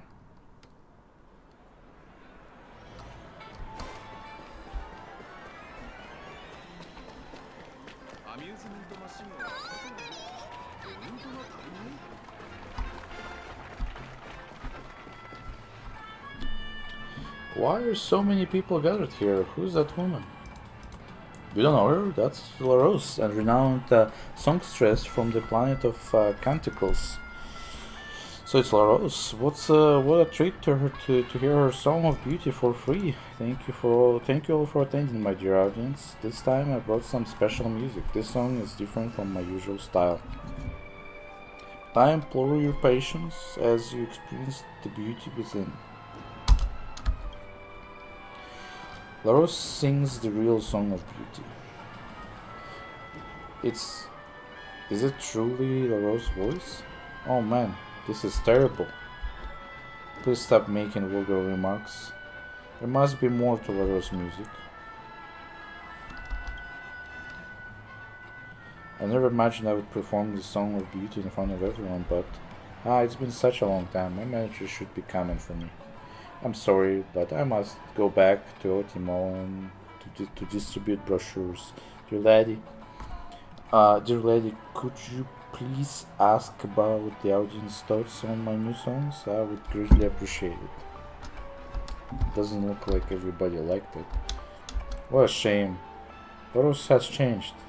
It's an offense. It's an offense to us, our greatest fans. An insult, a betrayal. We adore the noble and elegant Laros, who sings soft songs with her sweet voice. That's the true song of beauty, not this repugnant mishmash. I really wish she could return to her previous self and stop teasing her fans with such weird noises. Otherwise, how will we face our fellow music fans? Peppershy fan. What's going on? Mr. Leslie was just standing here a second ago, then he just suddenly disappeared. Was he woken up by someone in reality? That happened to me before, blah blah blah. It's all unrelated to the guys that were standing there listening to the song. So what an avant-garde style of music, worthy of admiration. Laros is truly an artist in her own right, managing to be famous while pushing the boundaries of music and art. Come on, if she hadn't told me that she would sing a song, I might have reported to the Bloodhound family that someone was making a scene in the street. How betrayed. This is called experimental music. It's radical, pure, and extreme form of self-expression. But you can't grasp it all, can you? No, I don't understand a bit, but why don't you explain what makes this song so remarkable? Think about it. Why did Laros scream on stage? Doesn't it resemble the wailing of losers trapped in a nightmare? Though her voice, she captures that that very scenario, expressing the pain felt by dream chasers who are unable to fulfill her dreams. I'm not sure if she's trying to express pure pain, but it can definitely be real pain for audience to endure.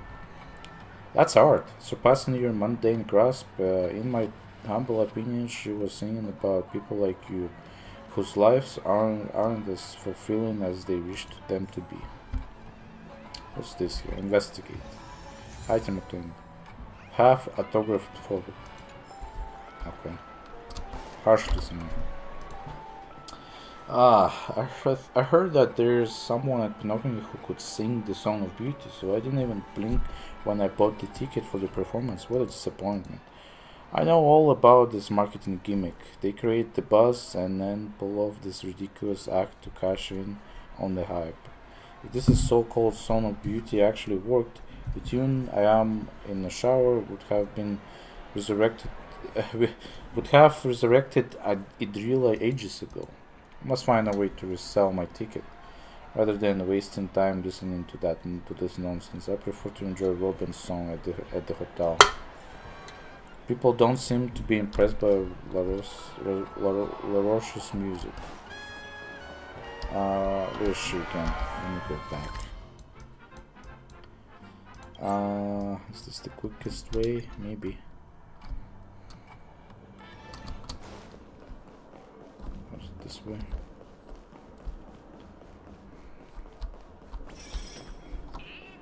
Stay away from me.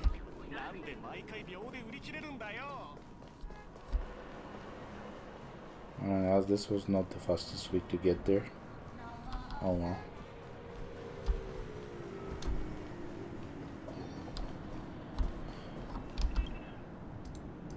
Dear lady, thank you for your support earlier. Have you asked the audience about their thoughts? Most of the reviews are positives. Most of the reviews are mixed. That's understandable. I suppose I was too naive. My manager was right. Music with such unique style is unlikely to be appreciated by everyone. It's just that I haven't performed my favorite music in so long that I was overwhelmed with the joy, and when I finally sang it again, however, I already began to regret it as soon as I stepped onto the stage. I've been famous songstress in Penacony for a long time. How could I not know what kind of music the market prefers? The moment I opened my mouth, I already foresaw the outcome. I thought that with my reputation and fans, I could make people appreciate the true essence of the songs of beauty. But I forgot that I achieved everything through deception. By abandoning the falsehoods, I gave up everything I had. There's nothing to fear in letting go of everything. But to me, dear lady, there are no things more terrifying than that. At the end of my performance, when I saw those disapproving glances and heard no cheers or applause in my ears, it felt as though I was being torn apart by the most terrible nightmares. I experienced an unimaginable pain, more agonizing than the destruction of my home planet or the demise of the beauty. It was then that I fully realized that my desire was not for everyone to appreciate the Song of Beauty, but for everyone to appreciate La Rose. It turns out that I love myself more than Mendeja and the goddess of beauty. Mendeja, blah blah blah. La Roche sings the Song of Beauty once again, her voice as low, hoarse, savage, and rough as before, but no longer filled with vigor and joy. Instead, it became an unbridled catharsis of long-suppressed pain. Dear lady, I'm afraid you will be the last listener of Songs of Beauty. I will tuck it away and never perform it again, and continue singing those vulgar lies, deriving satisfaction from the applause and cheers. Yes, this is the real La Roche. Laros, will you continue supporting me like this, dear lady? I'll continue supporting you. Thank you for your unwavering support. You are truly a kind listener. I won't let you down, even if it's a fabricated lie. I will make it melodious. Anyway, thank you for awakening me from my false dreams. Now, I've discovered my true aspirations and I'm willing to go to my length to pursue them. Nice. So is she happy now? That's good. Okay, anyways. So what's left? Then that's it. Oops. That looks like I've completed all of the side missions in Penacony. So yeah, I guess this is where I'm gonna end my stream. A little shorter today, but that's okay. So I guess that being said, the next time I'll see you is gonna be in the Honkai Star Rail 2.1 update when we get some extra missions in regards to the main storylines. So for now, let me see, what do we have for now. So we have completed all of those small missions. We have completed the companion mission, and then whatever's coming up is to be continued. So yeah, I will see you next time in Honkai Star Rail 2.1, and until then, stay tuned for some other games I'll be playing around. So yeah, I will see you later. Bye bye.